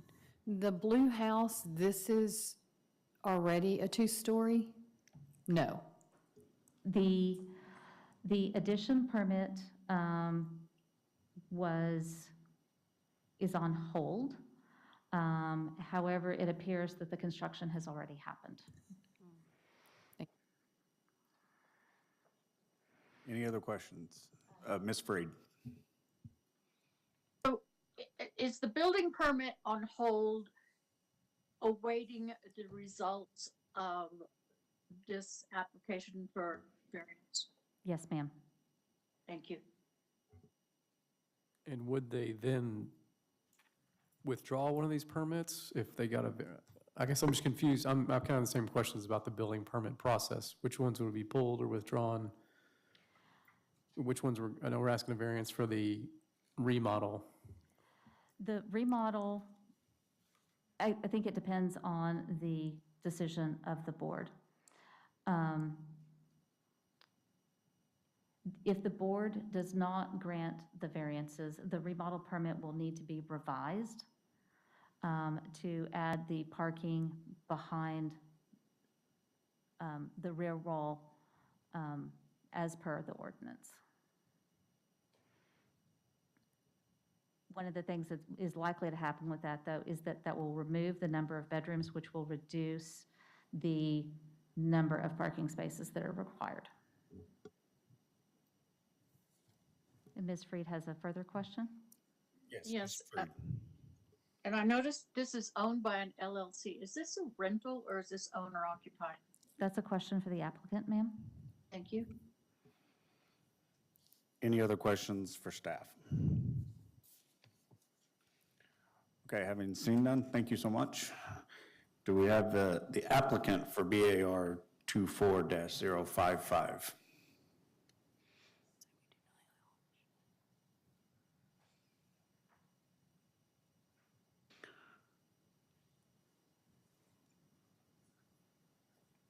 Good afternoon, ma'am. If you would state your name and your address and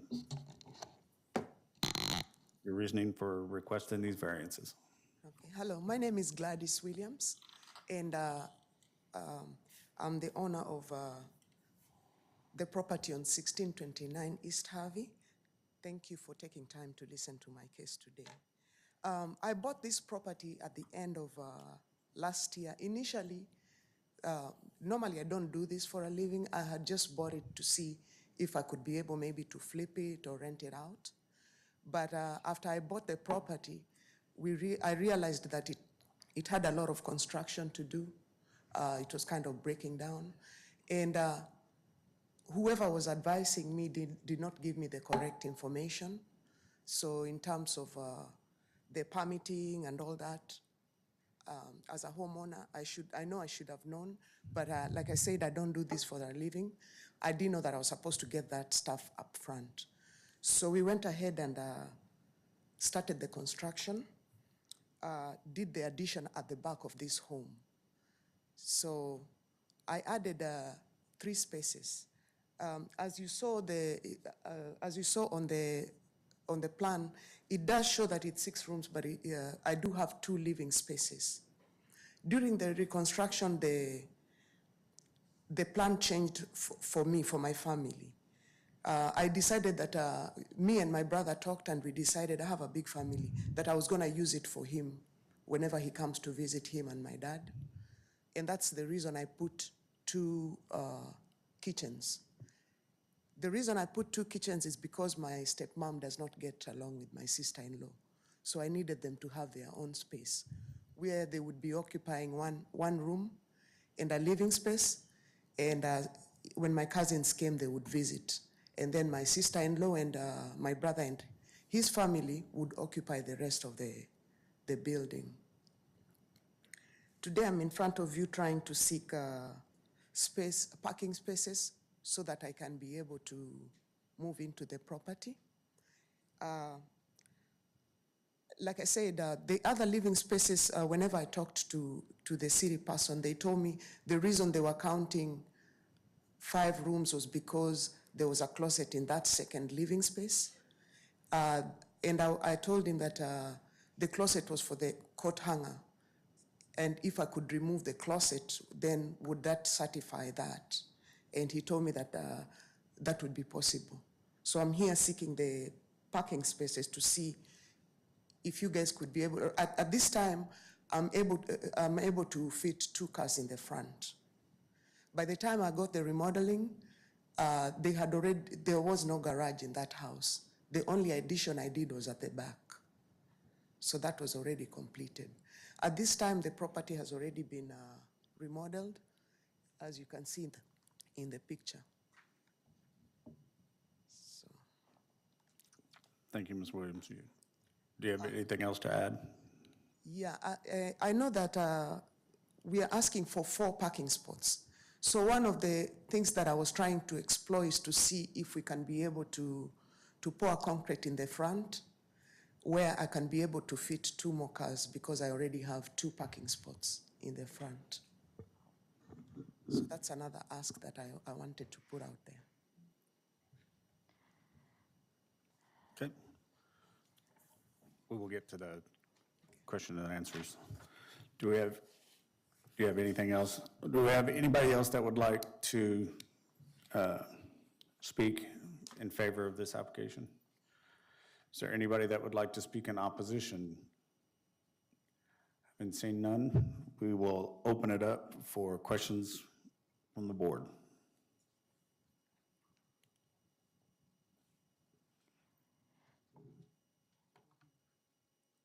Public hearing, yes. Questions? If I can note for the record, the front yard is slightly less than 25 feet long. So that would allow only 1 car in the driveway. We had discussed with the applicant if she pulls in a car that would then be parallel to the wooden deck, that still only gives her 1 parking space, because 1 parking space would be there, but then she would remove the one that's in the driveway because that now becomes the backup aisle. So regardless of which way the parking is configured, she's only able to get one car in the parking, 1 car. And if she takes the car in and pulls it in parallel and paves that area, then she has another variance of the front yard being paved more than 50% and without any additional benefit. So at this time, there's only 1 car that will fit in the driveway as constructed. Can I talk? We're in the public hearing, so we're going to have questions from the board. Have any other questions? Anyone from our online members? Okay. Okay, seeing that there are no more questions, we will close the public hearing and open it up for discussion or motion. I have a question for staff. If we were to deny these variances, what would have to be done for the existing thing to be in compliance on parking? Is there a lesser variance we can't approve to get the one car that there's only space for?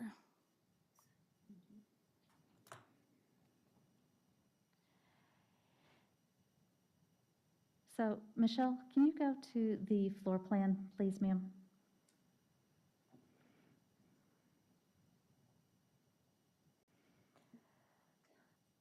So if we essentially put back the one-car garage that was there, it would probably remove 2 bedrooms.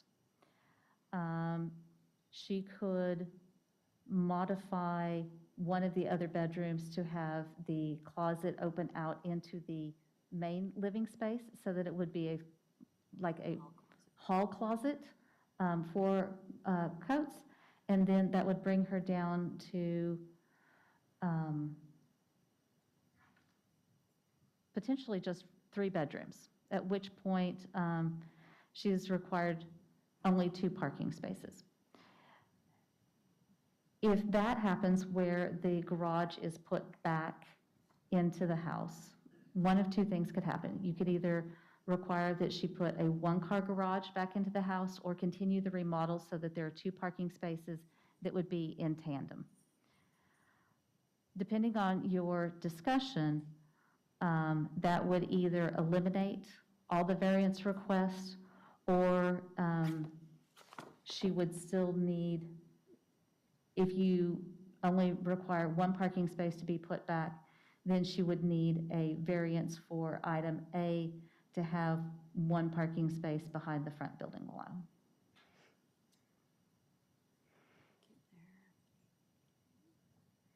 What is she required right now with the house as it stands? As it stands right now, because of the configuration and number of the bedrooms, she is required to have 5 parking spaces. Is this layout the proposed floor plan, what is actually there? As far as we know, yes. Oh, okay, okay, thank you. Gotcha. The only solution here is to access that backyard. The, can you go to the aerial, please, ma'am?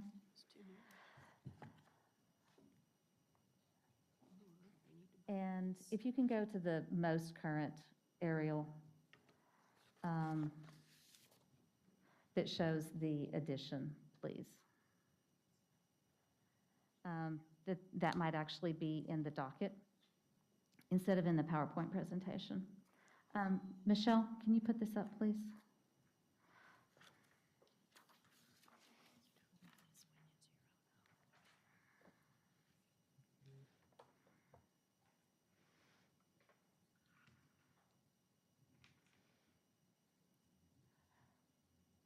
So the side yard setbacks right now are not wide enough for her to take the driveway around to the back. The other problem is that this site does not have an alley, so she is not able to access the backyard for parking. But this is the current configuration of the house with the addition.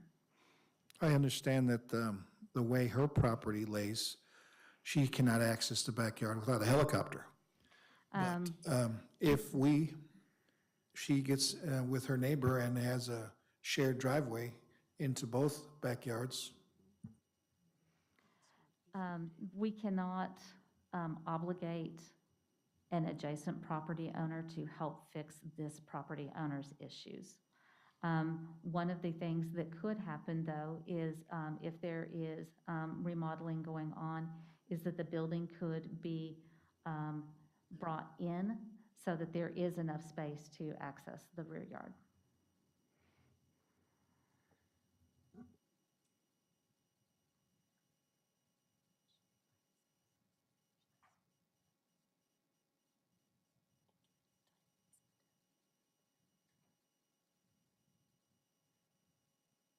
Any more More discussion or motion?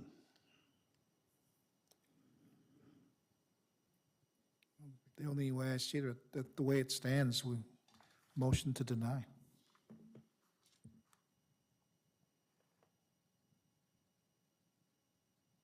Mr. Chairman, although I will not be able to support this, I make a motion to approve BAR-24-055. I believe there was a proposed motion put on the floor by the commissioner to deny. We haven't heard a second yet, so I just want to make sure that that was at least entertained and whether or not there was a second, because there was a motion to deny that was stated. So I just want to make sure that was recognized. Mr. you like Garza, to was that actually a motion or was that more of a commentary? I thought it was a comment. Yeah, I thought it was a comment as well. But were you making a motion to deny? Making a motion. Okay. Thank you. Legal, can you give us some advice on that motion? If there's no second, then that motion, a substitute motion can be made for a motion to approve and then voted accordingly. Or if there is a motion to deny and it's second, then you would just vote accordingly on the motion to deny. So, And I think the confusion was that a number of us misunderstood Mr. Garza's statement to be more in commentary than a motion. So, Chair, would you ask if the board actually has a second for Mr. Garza's motion, please, sir? Yes, sir. And also, Mr. Garza, on your motion to deny, would you want to do with or without prejudice?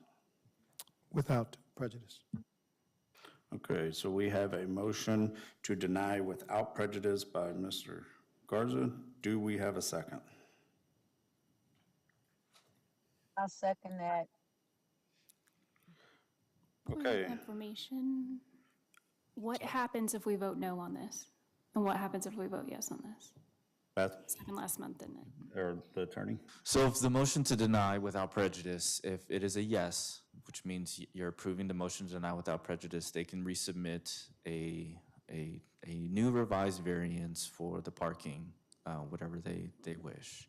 So for a motion to deny, it just requires a simple majority. So just want to, that was a follow-up question. So a no is not. To kind of tie on to that, it's the approvals that need 9 votes, but any other motion only needs a simple majority. And if we voted, like if this did not pass, this motion did not pass, would we continue on with this same agenda item? No, it would give the applicant opportunity to look at what the city has offered. Ms. Knight has made, some suggestions about moving a wall, from the project out, other various options that would give the applicant to look at to come into some type of,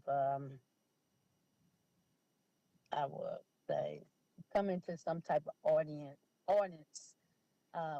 with what the city require. So, now, Let me ask a just to confirm with the law department. If the motion to deny does not pass by a simple majority, do we then need a second motion? We would just go ahead and do a second motion, whether or not that motion to approve, you would need a motion to approve second, and then how it goes, it would be voted on that. So that's how it would go. So if you have a motion to deny, correct, and that motion to deny does not pass, correct? Because if it passes, the motion is to deny. If it does not pass, then a motion to approve would then be put on the floor for a vote. And then if that moves forward and gets approved, it's a motion to approve. If it doesn't meet the required votes, then it's a denial. So that's really just the effect of it. And is it an implied denial with prejudice? Because unless we specify, it is with prejudice. Yes, Okay. so that is why Mr. Dixon had asked with Mr. Garza's question as to whether or not it's with or without prejudice. But if it is just a motion to approve, and if it fails, the result is a denial with prejudice. Can he withdraw his motion? He can certainly withdraw his motion, however, it has already been seconded, so There you go. Okay, so we have a motion to deny without prejudice by Mr. Garza and a second from Ms. Powell. Beth, please make a roll call. Yes. Ms. Mills, on the motion to deny without prejudice, your vote, please, ma'am. Yes. Thank you. Mr. Woolman, your vote, please, sir. Yes. Thank you. Ms. Powell, your vote, please, ma'am. Yes. Thank you. Ms. Glass-Renta, your vote, please, ma'am. Yes. Thank you. Ms. Herrera, your vote, please, ma'am. Just confirming this is denial without prejudice. That is correct.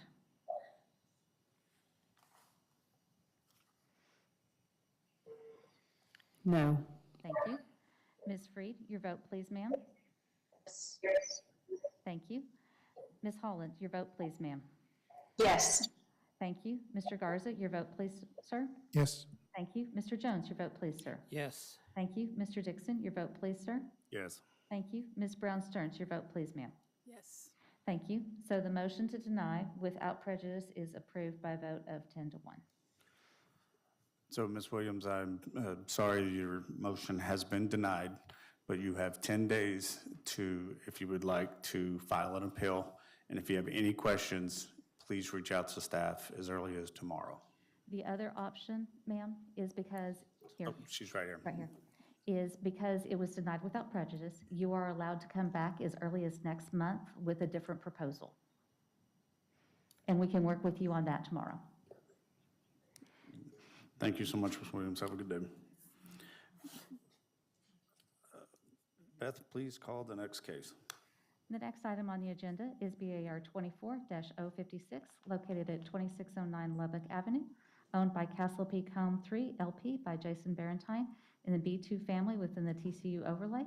The variance request is to permit the construction of a driveway for a duplex with less lot width than required, where the minimum driveway width required is 20 feet for a duplex with a parking lot in the back, and the applicants are requesting a driveway width of 10 feet. Thank you. This is a property that is located within the TCU overlay. It is Zone B. The property located to the north and to the east is a church that does have a parking lot. The applicant has come to request a driveway that is only 10 feet in width with only one entrance and one means of ingress and egress. I apologize. However, they are also providing the required parking to the rear of the duplex. They're providing 6 spaces in the rear. Variance request was approved in June to permit an attached duplex that would encroach into the front yard setback, and that was approved, BAR-24-035. The original house was demolished on August 15th of 2024. They're in the process of beginning site prep for their future development. The proposed driveway would be 10 feet in width with one access point to a parking lot located at the rear of the property. The parking lot design standards per 6.202C1 states that when driveways are less than 20 feet in width, marked separate entrances and exits shall be provided so that traffic shall flow in one direction only. And once again, this is the site plan. As you can see, the entrance to the driveway is here, going to the parking lot to the rear. It does not have access to the adjacent parking areas, which would provide additional ingress and egress. I'm happy to answer any questions. So going back to the regulation, for the intention to be 20 feet is essentially to allow two-way traffic. That is correct. Okay, thank you. There's a lot in the late correspondence, and I'm curious to know if that's, like, if you can walk me through all of that was submitted. I believe it's just everything from other cases and isn't relevant to this case, but I wanted to verify that we are looking at the right late correspondence. You are looking at the correct late correspondence. The applicant has submitted a myriad of details that do not directly address the driveway issue. Thank you.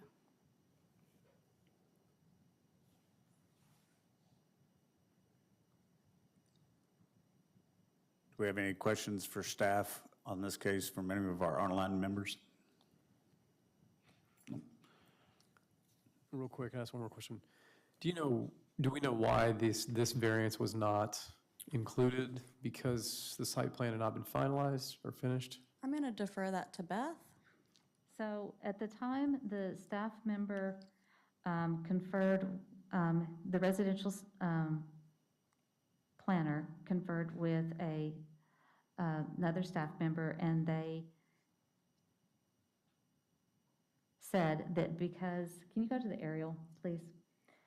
Other lots have further to the south. Ashley, if you can point to like the third and fourth houses down from down.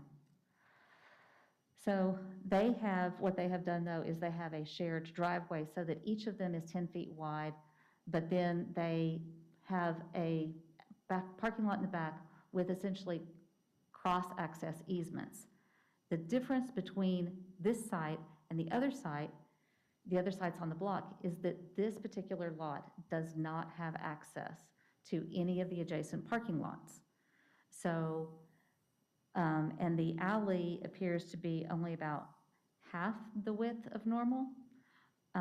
So the backyard is hemmed in by the duplex to the south that does not have cross-access parking, nor does it have access to the Parking lot. For the church. Could you go back to that site plan real quick? So all of that is, so there is only one way in and out, is what you were saying? That is Got correct. it, okay, thanks. Do we have any other questions for staff? Yes. Was this person having a problem with other people coming in and out of that second space? Was that a question? No, I'm sorry, Mr. Barentine, that is That was a not question for staff. question for staff right now. Yeah, because the 20 feet is for 2 cars can come and go, and they're requesting just 1. So I'm wondering, is this person having a problem with other people coming in and out of that second space? So there is no second access on this property. I'm not sure the second space, this would provide the parking for, there's 3 spaces here and 3 spaces here, which would essentially require a car to either back in and come out or pull in and back straight out, meaning that if a car is wanting to come in while another car is wanting to come out, there's not enough radius to pass, essentially, which is why the ordinance requires the 2 means of ingress and egress. There's only one access point. There's not another access point there. So that could potentially create difficulty for drivers and for safety purposes as well. The property directly to the south of the one that we're talking about looks almost identical in their parking situation. Yes, I would agree. Are all the spaces required? Yes, because if they, I believe, my recollection from the case a couple of months ago is that they are each 4-bedroom duplex per side. So that would require 3 parking spaces per side, and they are doing it in the back because for duplexes, all the parking has to be behind the front building wall. And the aerial that we see is not what is under construction or No, proposed? that house has been demolished. Since then, the aerial just hasn't been updated yet.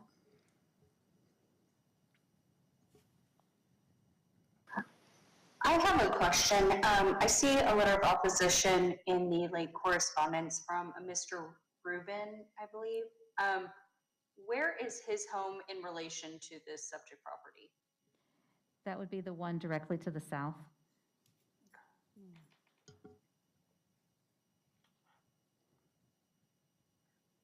Thank you, Ms. Holland. Any other questions for staff? A follow-up to that one, it talks about cutting into property. Can you just confirm that the request is not to violate any kind of property? Can you clarify your question? The applicant wishes to take a few feet of my property along the entire length of my house and build a new house too close. Can you just verify that what we're approving is not actually going, if we were to approve it, it wouldn't take anything from the neighbor's property? So what we're seeing is solely located on the subject property based on the site plan that has been provided, which is, of course, based off of a plat or in a survey. Thank you.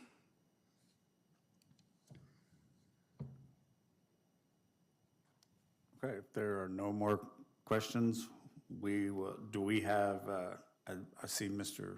Baratine is online. Mr. Baratine, if you would please state your name and your address and the reasons why you're requesting this variance. Are you looking for my mailing address or the property address? Mailing is fine. My name is Jason Barentine. My address is 2727 LBJ Freeway, Suite 1010, Dallas, Texas 75234. Would I be able to refer to the packet that I sent in that questions were being raised as I'm going through this? Yes, sir. We can have the staff pull those up. Okay. Could I go to the second page to start? So we filed a variance application for the June hearings, and in that variance application, we included a request for a 20-foot front setback and a request to narrow the driveway requirement from 20 feet to 10 feet. We were told by the zoning staff that we did not need the variance for the 20 feet to 10 feet, so that was removed from the hearing. We went on only the 20-foot setback hearing, and which was granted at the hearing. And then we went to get our permit, and they said there was a mistake by a former employee and that we needed to come back. So that's why we're back here today. I've included all this information as our history of why we want to build this 2-story duplex instead of a 3-story structure. Every property on this block face and across the street has a 10-foot wide driveway. Could you go down one more page, please? If you're able to zoom in on this, you'll see that the 5 properties on the block face all have 10-foot driveways, including the neighbor directly to the south. Castle Peaks built 11 identical duplexes on this street. They all have 10-foot driveways. They all have 20-foot setbacks. The neighbor to the south, Mr. Rubin, he has a 10-foot driveway, and he does not have 2 entries and exit ways. I think I may have confused him. Whenever I was told that we needed to go here, I tried to reach out to him about a shared access agreement, which would not require us to go with a 20-foot driveway. I'm guessing that's where his language about taking part of my property came from. If you go down one more page, you can see this is the subject property before it was turned down. It had a 10-foot driveway with only one way in. And the property next door is Mr. Rubin's property, showing it has a 10-foot driveway. Could you go down one more page? This is the other 3 properties on the block face. They're all owned by Castle Peak Homes. They all have a 10-foot driveway on those lots. That's accomplished there by a shared access agreement. We also explored a shared access agreement with the church, but the entryway to the church parking lot is significantly lower. There's a large retaining wall where it's not feasible to put a ramp down into the parking lot without obstructing them. The rest of this packet is about how we got to the 2-story. We've had 4 variances on Lubbock and Merida, which is right next door. Whenever we were working on the first variance, we explored making a 3-story duplex, and those plans are on page 21. What we found is that we could not get a 3-story duplex that matched the Tudor style of the neighborhood and didn't look like a giant box. Whenever we filed our first variance application, we received a lot of opposition from the HOA that's on the north side of Lubbock. If you go to page 27, I met with all of them, showed them the properties on the street that were Castle Peaks, showed them the properties that were 3-story on Lubbock, which are not owned by Castle Peaks. And they agreed they wanted the 2-story properties built as long as we wouldn't come up in front of that 20-foot setback. So that letter's on page 27, if you want to confirm that, where they supported that variance if we were there. And then there's no property on this street that currently has a 20-foot wide driveway. The lot, if you go to page 1, is only 50 feet wide. So at a 20-foot driveway, it's going to take 40% of the entire lot for the driveway. And then what you're going to get to the side of it is a 3-story duplex that's completely out of touch with the block face, completely out of touch with the neighborhood. So the reason for the past applications is just to show this has just been our consistent position, trying to keep it 2 stories. This is the last lot Castle Peak owns that hasn't been developed, so they're just trying to build it uniformly with the other properties that are on the street. And that's all I have. I'll look forward to your questions. Thank you, Mr. Barentine. Do we have anybody else that would like to speak in support of this? Do we have anybody that would like to speak in opposition to this application? Having seen none, we will open the public hearing and ask questions of the, that was his presentation. Go ahead.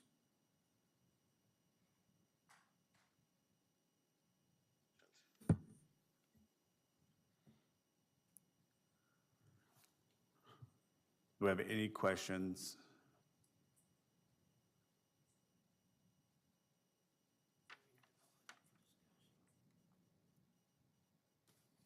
Do we have another question? Do we have any questions for Mr. Barentine or staff concerning this case? Do we have any from online? Having seen none, we will close the public hearing and ask for a discussion or a motion. I don't have any problem with this, and I can support it. Thank you, Mr. Jones. Likewise, I feel the same way.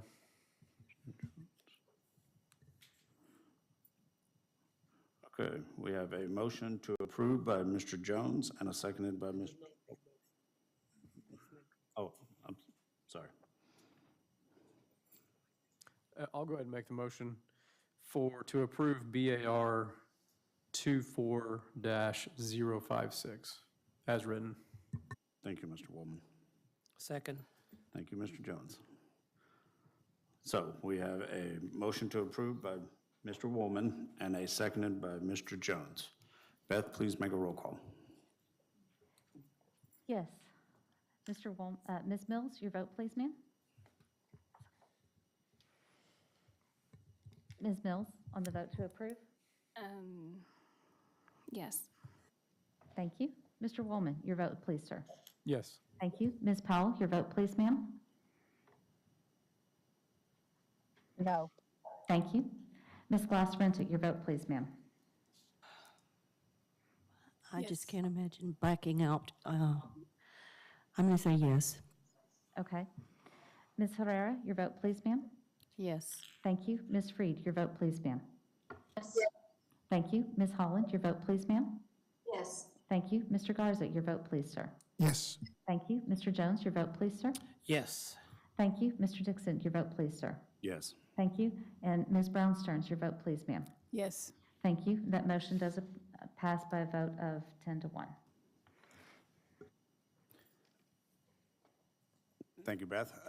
Mr. Barentine, your application was approved, and please, if you have any questions, you can contact staff tomorrow.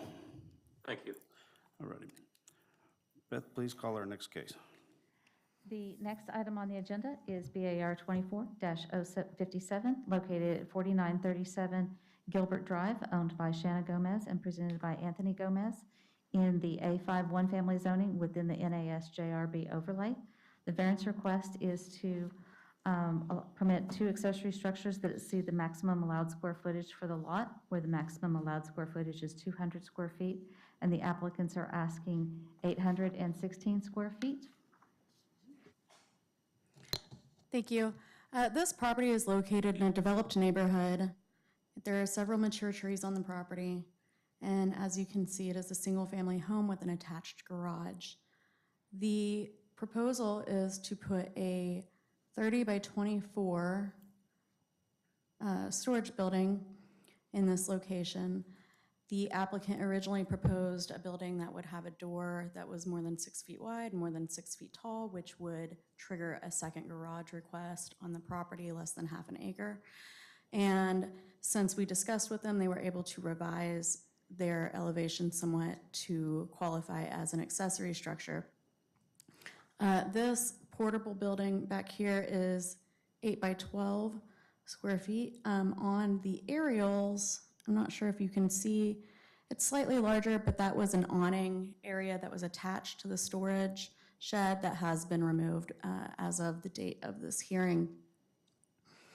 The applicant is permitted, and again, these have been updated, so this has been removed and this has been removed from that storage shed accessory structure.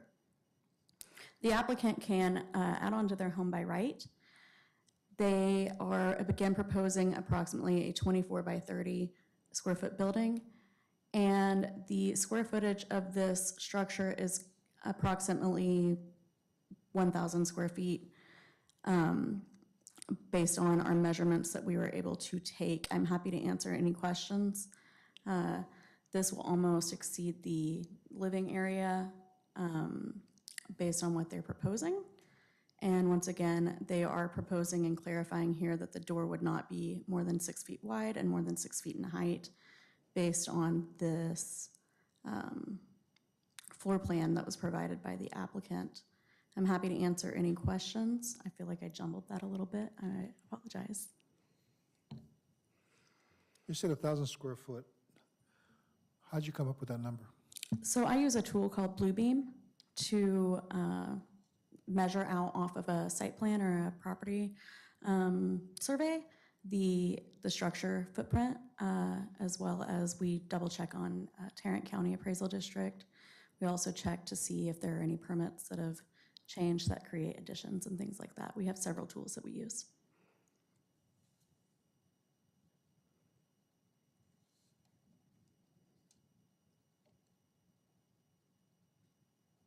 Do we have any questions for staff from any of our members online?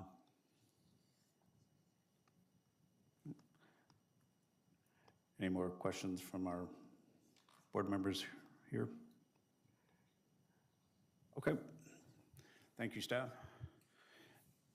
And do we have the applicant for BAR 24-057?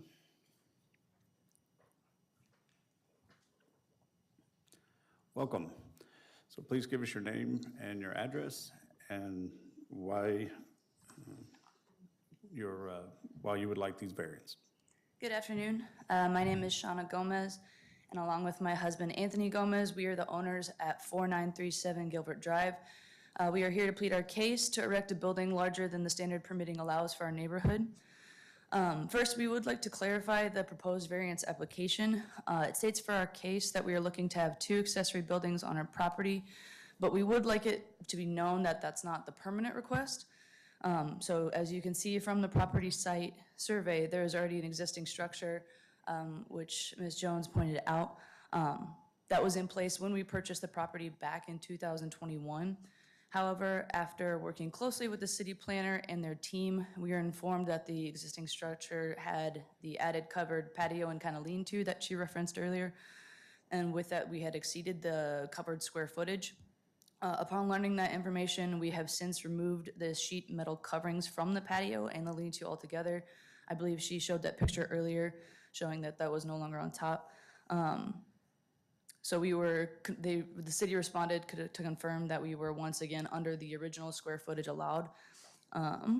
Additionally, we wanted to emphasize that this accessory structure, the one currently that is on our property, is fully being used. We have another hard copy here demonstrating, if you would like to see it, that shows that it is almost completely filled. While we are presently using this as a storage facility, we have no intention of keeping it once the new structure is built, and we are thus able to shift the contents prior to demolition of the current structure. Hopefully that clarifies that while there will be two buildings temporarily while the new one is being built, we ultimately will have a single structure once we are able to remove the current one. This leads us to our next point, the size of the accessory structure that we are requesting approval for. We are currently pleading to the board for the approval of one single-story accessory structure measuring 24 feet by 30 feet at a height of 10 feet. My husband and I, after thoughtful consideration, decided that this was the size accessory structure that we would require to accommodate all of our needs. To give some context, I was previously a small business owner, and my husband has spent the last 16 and a half years in the Army, 12 of which were active duty. After earning a master's in kinesiology from Texas A&M, I moved to Fort Worth to join a local gym specializing in the sport of Olympic weightlifting.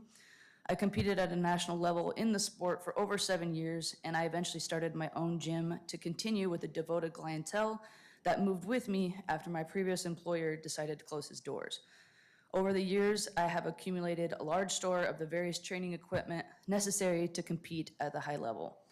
However, like many small businesses, I was greatly impacted by the pandemic.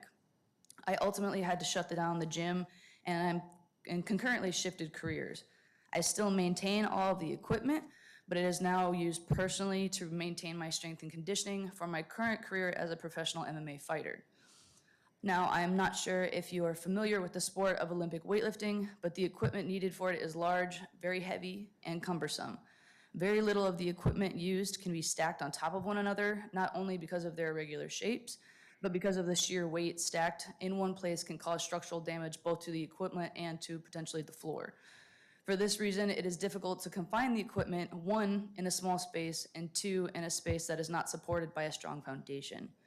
Thus, our current accessory structure on our lot would not be able to support the weight of the equipment, and it also proved to be too difficult to access it, as is necessary for my continued development as a fighter. It is for this reason we have been forced to house the equipment at an external storage facility measuring 20 feet by 20 feet. This adds an additional hardship as we must pay a monthly rent rate in addition to an hour round-trip drive just to access it.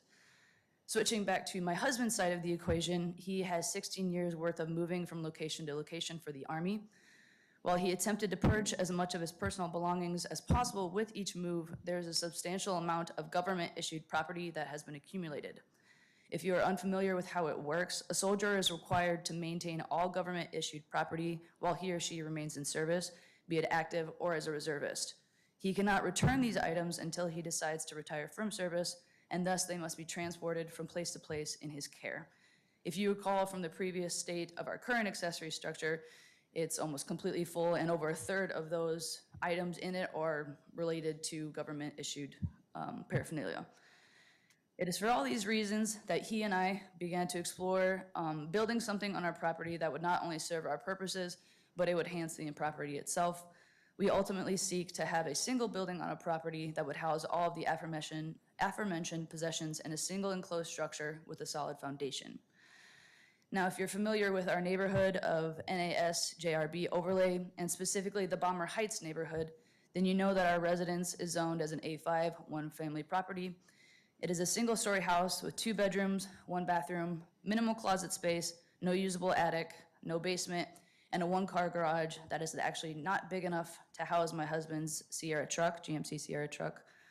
As previously stated, our current accessory structure is already filled nearly to the brim with belongings that we can neither get rid of nor can shift inside of our home, and we are forced to pay an external facility to house the previously mentioned gym equipment. If you recall, we stated that the current structure that sits at our home, I believe she mentioned it was 8 foot by 12 foot, and we pay an external storage facility that measures 20 feet by 20 feet. To consolidate into a single place on our homestead, we are therefore asking for the 30 by 24 by 10 feet single-story structure to be approved. We are looking to utilize this as a storage only. We have no intentions of adding plumbing to the new building. Once again, we will be tearing down the current accessory structure down after the new building is completed. Furthermore, we have spoken to our neighbors to our immediate right, left, and across the street and explained our project as per the guidelines laid out in the BOA application packet. You will please note from their signatures that we have their support on this project, and we hope that we have the support of you on the board as well today. Thank you for your time. Thank you so much, Ms. Gomez, Mr. Gomez. Do we have anybody that would like to speak in opposition to this case? Seeing none, we will open the public hearing. And if there are any questions for the applicant.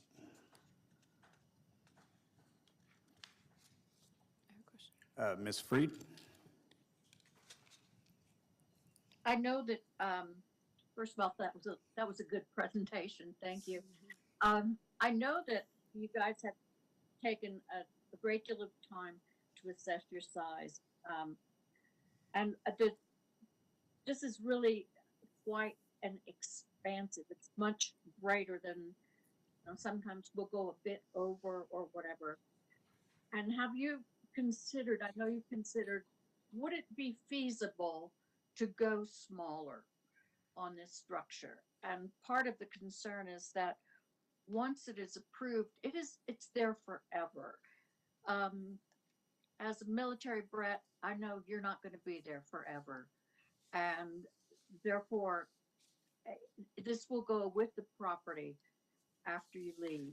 So, and that's part of why I'm like, how much smaller could you get it and still meet your requirements? Perhaps something with a loft where you could do some of the other storage that's not the equipment, just what were your thoughts on that? Just to clarify specifically on the military side of it, my husband is currently in the reserve. So for your point, as far as moving, we actually will not be moving in the foreseeable future. I've lived in that property for 7 years. I rented it before I was able to purchase, and that is our homestead. So as far as the structure being permanent and us abandoning it, that is not our intention. We intend to make this our permanent residence for the foreseeable future. And then I lost track of the first part of the question. Oh, the size. If I may, could I present this picture? So this shows.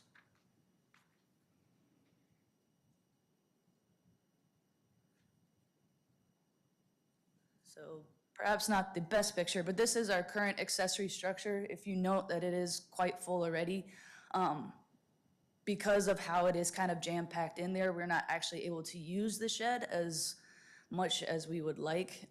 We have to basically just kind of piecemeal items in and out. And then in relation to the gym equipment, we have to pay an external facility, as we mentioned. And the nature of the equipment in there is it's very bulky. I need to continue to use that equipment for my own professional development with my career. So the reason that we are considered this size is that I need to be able to get in and out of it and still use it. If it's packed as tightly as this photo, it's going to make it difficult for me to continue to do that. So ideally, it would be the 24 by 30 feet. That's what made into the consideration for that, as we would be able to condense the gym equipment and then still use it for storage for the rest of this as well.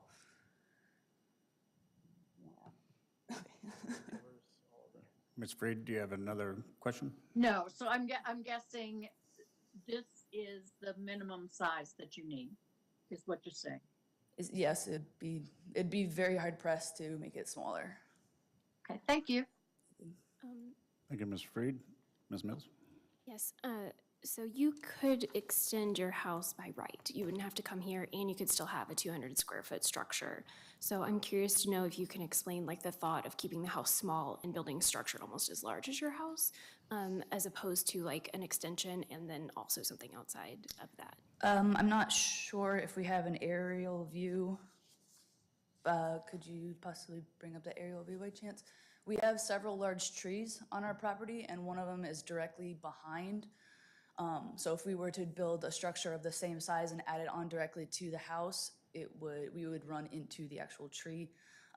Because I believe of the variances for going out to the side laterally, I think we aren't able to go too far. Sideways. I guess in this case it would be north, because we would be running into our neighbor's property line, from what I understand. So we wouldn't be able to add on to the north. So the north or the east. The east is where the trees, it's kind of hard to see. But the east, there are trees, and in the north, we run into our neighbor's property. Thank you.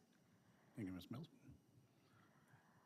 One of the things that I would also like to note for the record is that if this building is converted to habitable space, meaning that it has insulation and HVAC, that it actually would be allowed by right. Okay, so if we were going to have electricity going to it, the insulation and HVAC, it would be considered a livable space? It would be considered habitable structure, and it would actually be allowed by right, and then you could keep the original storage building. Okay. Then can I add a comment to that? Yes, of course. Okay, sorry. So we have been working with a company called Wolf Steel Buildings. They're the ones that, if you look in your packets, they provided the building design and the site plan, the floor plan design. We have in workings with them that we intend to have it insulated, and eventually we would like to, we're gonna have, the current accessory structure actually has electricity running to it. We were going to divert that to the new structure, and then in time, we would like it to be temperature controlled, so we were going to add an AC unit.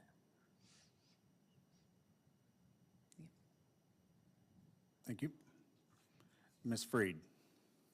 But there's no plans for plumbing to the building, is that correct? That is correct. It does not have to have plumbing to make it a habitable structure. Thank you. Any other questions for the applicant or staff? I'd just like to thank him for his service. Okay, at this time I will close the public hearing. If you would, have a seat in the front, and we will open it up for discussion. I'm having a real difficult time with this because it is such a large structure. I understand the need, but it's almost as big as the main house, so I'm having to work through whether I could support this or not.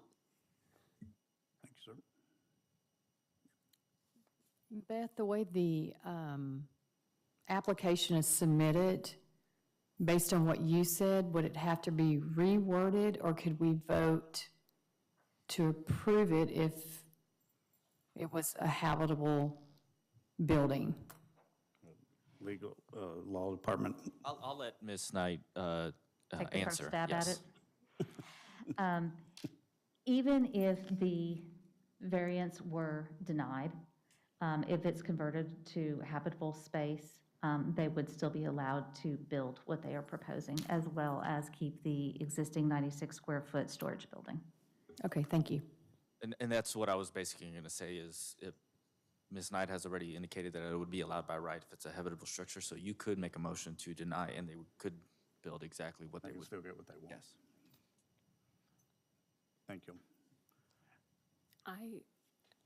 I know I like the idea of it being a habitable space. I have a really hard time approving something that big without any kind of air conditioning and summer heat.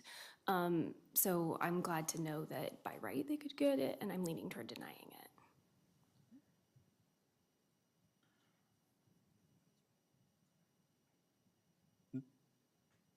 Am I clear in understanding that?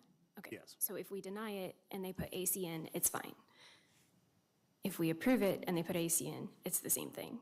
But by denying it, we ensure that like there will be AC and it'll be a habitable space with air conditioning and livable. Okay, thank you. So does somebody want to make a motion? I'll make a motion, BAR 2407 to deny. I think you forgot the 5. I'm not sure what I just said. I was looking at it. Let me start over. I make a motion on BAR 24057 to deny. Thank you, Ms. Ferrer. Do we have a second? I second. Thank you, Mr. Garza. So we have a motion to deny by Ms. Ferrera and a second by Mr. Garza. Beth, will you please make a roll call? Yes. Ms. Glass-Renta, on the vote to deny, your vote, please, ma'am. Yes. Thank you. Ms. Herrera, your vote, please, ma'am. Yes. Thank you. Ms. Freed, your vote, please, ma'am. Yes. Thank you. Ms. Holland, your vote, please, ma'am.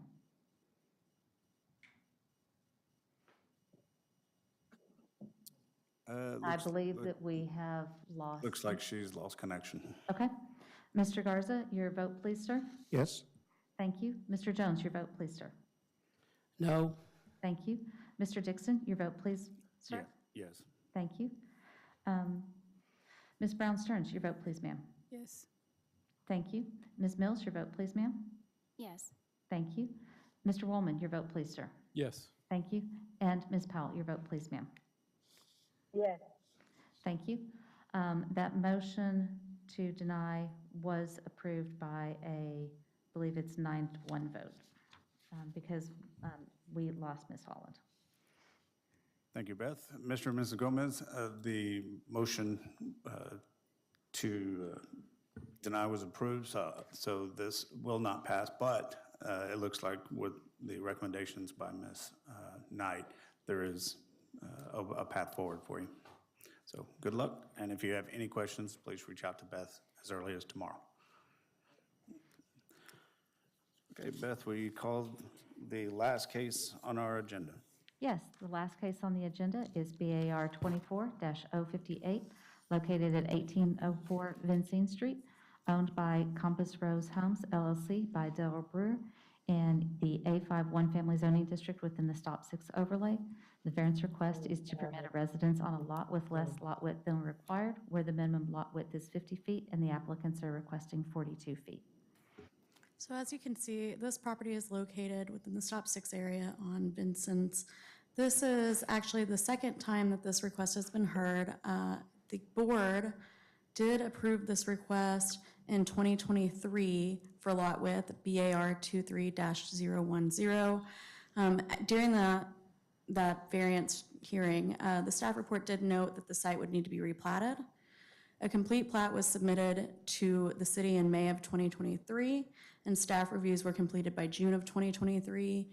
The original variance approval expired in February of 2024. The plat was not recorded until June of 2024, so the applicant is simply here to once again request that same variance that was previously approved due to the expiration of the variance approval. I'm happy to answer any questions.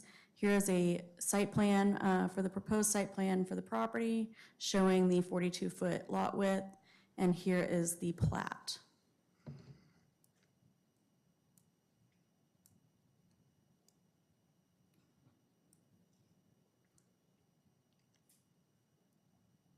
Thank you. Do we have any questions for the staff on this case? Seeing that we do not, thank you so much. Good afternoon.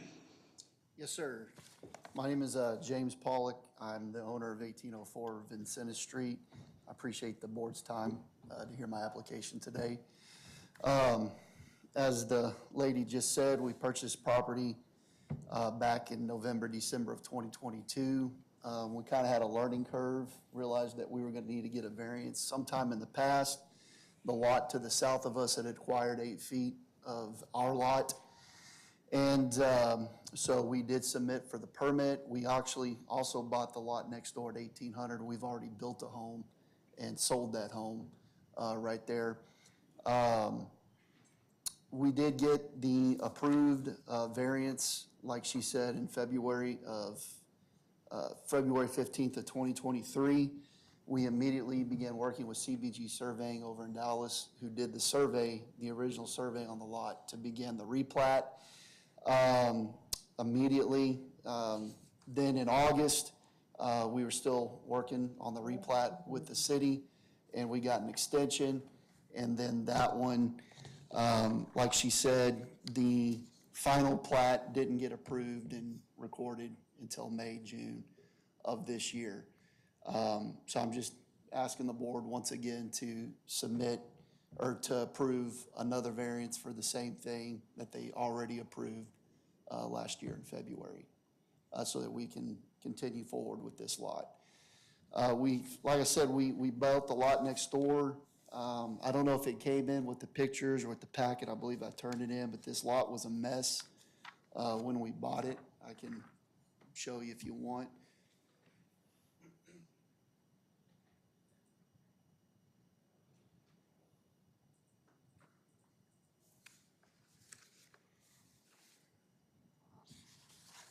That's what the lot looked like, or the two lots, because it's both lots together, looked like when we purchased it. You can see it was kind of a dump ground and very, very cluttered. And then this is what it looks like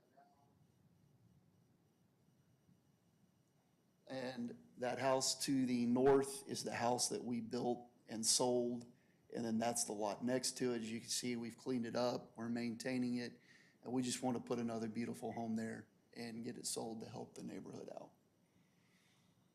And most of the houses on that street are brand-new builds. It's part of the redevelopment in Stop 6. It was just south of the old, I don't know if you're familiar, I used to be a patrol officer in that area. And that's the old Cavill housing and all that. It's just south of there, so. That's my request. All right, thank you, Mr. Polyak. Do we have anybody that would like to speak in opposition to this application? All right, I'm in time. We will open up the public hearing. And any questions of the applicant? I don't see any issues with this. I could approve it. Are there any questions from anybody online? You're good. My apologies, I jumped the gun. You're all good. Okay. All right, at this time, I will close the public hearing, and we will open it up for discussion. I will restate, I can approve this application. I'd like to make a motion to approve BAR 24058. Second. Thank you, Ms. Ferrer. Thank you, Mr. Jones. We have a motion to approve BAR 24058 by Ms. Ferreira and a seconded by Mr. Jones. Beth, will you please make a roll call? Yes, Ms. Herrera, your vote, please, ma'am. Yes. Thank you. Ms. Reed, your vote, please, ma'am. Approve. Thank you. Ms. Holland, your vote, please, ma'am. I'm going to have to recuse myself just because I did not hear the whole presentation due to technical issues. I'm so sorry. Very good, thank you. Mr. Garza, your vote, please, sir. Thank you. Mr. Jones, your vote, please, sir. Yes. Thank you. Mr. Dixon, your vote, please, sir. Yes. Thank you. Ms. Brown Stearns, your vote, please, ma'am. Yes. Thank you. Ms. Mills, your vote, please, ma'am. Yes. Thank you. Mr. Woolman, your vote, please, sir. Yes. Thank you. Ms. Powell, your vote, please, ma'am. Yes. Thank you. And Ms. Glass-Renta, your vote, please, ma'am. Yes. Thank you. That motion does pass by a vote of 10-0. Thank you, Beth. Mr. Polyak, congratulations. Your motion was approved. All righty. At this time, we have completed everything on our, I'm sorry. We have a discussion regarding the board hearing format.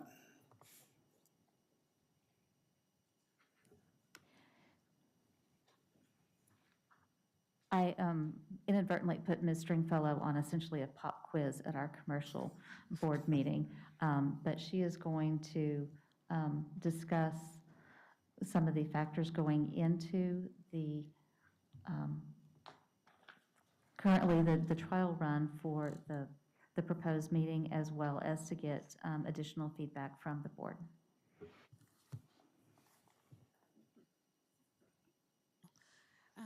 Good afternoon, board members. I am LaShondra Stringfellow, Assistant Director for the Zoning and Design Review Group. So you don't often see me here, but I'm trying to, get in where I need to at certain instances. So you'll see me from time to time here at the board. So you're aware, at the last meeting, we did make a change. And I want to apologize that we communicated that change to the chair. However, we did not do as good of a job in communicating that change. And really, I should say a trial, right? That trial to the rest of the board members. And part of the reason for that was a couple of reasons. One of them is it had been on my mind that I could tell that sometimes we'd run into some issues with timing, right? With having the work session and then the meeting for both boards. And also, staff would present information sometimes during the work session, and sometimes that would sometimes that information would need to be restated, thank you, restated during the public hearing because it was not part of the hearing. And you all have a special calling, and that you are the only board that we have that is quasi-judicial other than the Building Board of Appeals. Is that correct? Is that correct? No, but they are Quasi-judicial.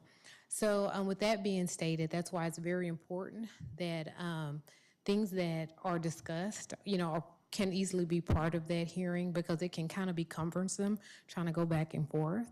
Another thing that we noticed is sometimes things would be discussed during that work session and we get into the hearing. It's like, okay, what was that, talked about again? Because maybe, you've gone through 5 cases and now you're starting again in the hearing. And some of that important conversation and some of those questions that were asked during the work session, now some of that has been lost because we're in the hearing format. So we wanted to try this to see how it worked.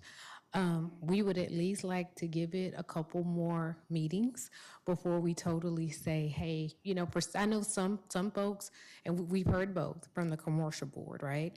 We had some folks who, don't like the new format, and then we've had some who appreciate it because they feel like it is actually better for the public because they get to hear everything at one time as opposed to, wondering, well, is that work session for me? Because I can come to it, but I can't really speak, and the same thing can be, said for the applicant as well. And so just wanted to have an opportunity to come and speak to you about it. We did not make this change without thinking about it. I think what really made me say, okay, we're going to try to do this. You may remember a couple meetings ago, you all were like, trying to eat. And then we also had the work session still going on with the commercial board. So I said, well, let's give this a try. And also we had been having some conversations with our city attorney as well. But this was a decision, that was made by the department, but was made after having discussion with our city attorney. So if you, have any additional, as we, kind of give this a try, if you have any additional feedback, any other questions, concerns, all of those things, we'll take those today, but of course, we'll continue to take those, over the next couple of meetings as well. And I don't know if, Chris, did you have any comments or?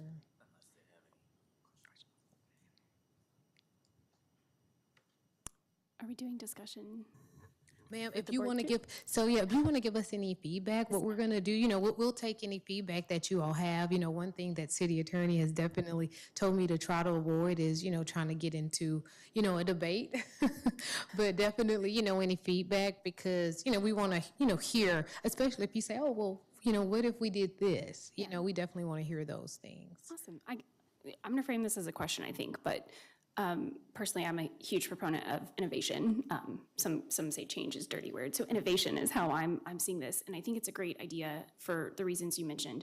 My fear is, and I'd like to know how we will offset the feeling of like it is a safe space in a smaller room to ask questions, and in a big room with more people looking at us, might we not ask the questions that veer on that concerning feeling nervous.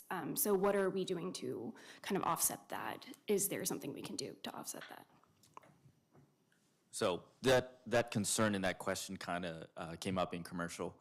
And it was framed in a sense of, well, we want to have work session because some of the questions that we have are in a meeting that is not public or it's not public record. And I quickly wanted to remind the commercial board, work session is a public meeting and is subject to the Open Meetings Act. Even though it may not be recorded and there may not be minutes, anything that is said there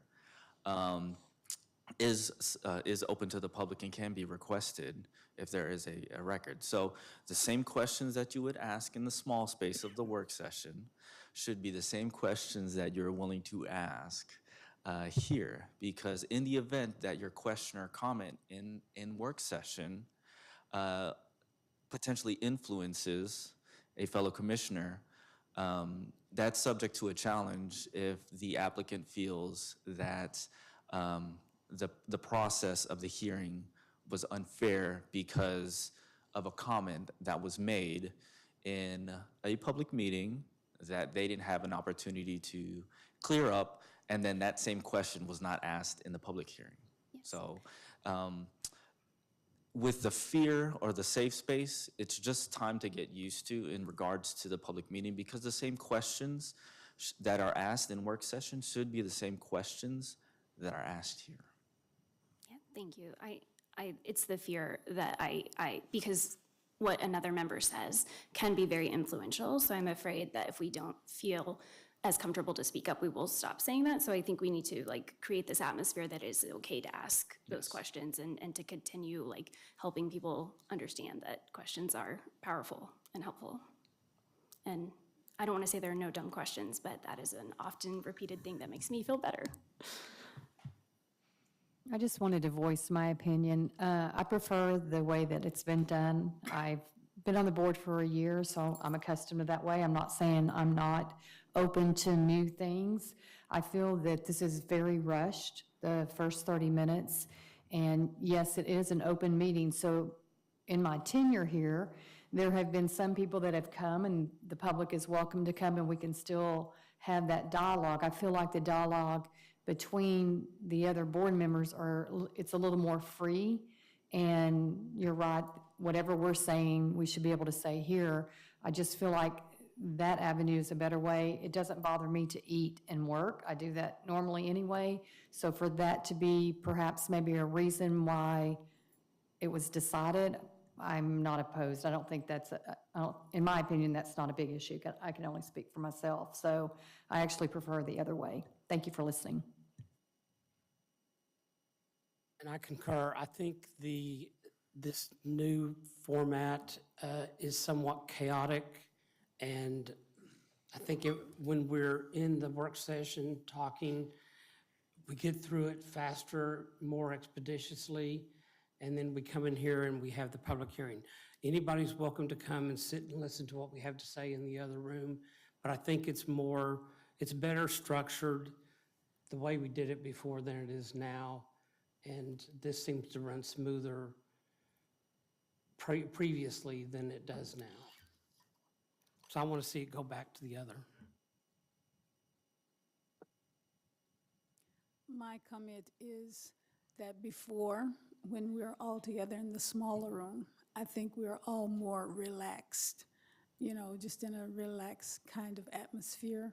Whereas here, we're on point and very professional, and not everything comes out the way we would have said it if we were in a relaxed position as to a professional position. I think that's what I was trying to say. Hope. Go ahead. Well, okay. Is there any commentary from our online board members? Oh, no, this is me. Ms. Glassrenta was, Go ahead. Ms. Powell, the floor is yours. Okay. I'd like to say I'm fine either way. It is a more relaxed and a smaller setting, but nevertheless, change is good. The world is going to continue to evolve, so business, how business is conducted, sometimes change is necessary and need for the betterment. So, yes, it is more relaxing. Yes, it's open in a smaller session, a work session. People can come in and hear as well. Yes, the same questions should be asked, even in the this trial session that we're in. Like, I do like, if I had to choose, I would choose the way we're doing it now. More professional, it's on point. We get the cases in advance, so we're able to review and look at them and write down any questions that we may have in advance. So again, I can work with both of them, but if if I had to choose, I would choose this one because it's about the business that needs to be taken care of. I would concur with what's been said previously, up here, and I think that we have the ability to maybe ask questions of staff and have, I don't want to say deeper conversations, but I would prefer the previous, just for the record. I'm kind of new to this, and I like the previous way. However, I also like the way that we're doing now. I think it's more efficient, and also I don't think we have to have lunch. So y'all are going to hate me for that, but if we just show up and, save the city some money. So that's my 2 cents.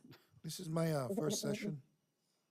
Regardless whether you guys do it behind closed doors, to ask a question sometimes.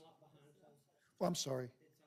Open before we get together in this very public arena. It takes great courage to sometimes ask a question, as you're a first-time guy, But you have to have courage, either way. I think you did a wonderful job for your first time today. Second. Absolutely.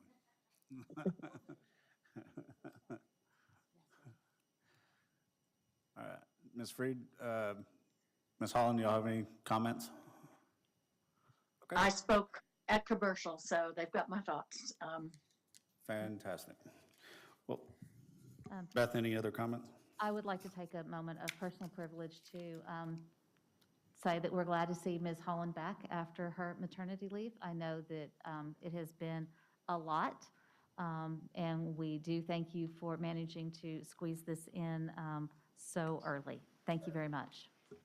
Oh, absolutely. It's my pleasure. We welcomed our little girl, Mara, on August 10th. And so we are trying to find a new normal, but she is here somewhere with a babysitter. So I'm glad to be back, and sorry I've been a little quiet. I'm a little tired, but I did hear everything, and I'm sorry I fell off there for a moment. We had a little technical issue, but excited to see everybody, even though virtual, and I look forward to being back in person. Thank you, Ms. Holland. Congratulations. Thank you. Any other, Beth? Okay, then we are officially adjourned at 3:32 p.m.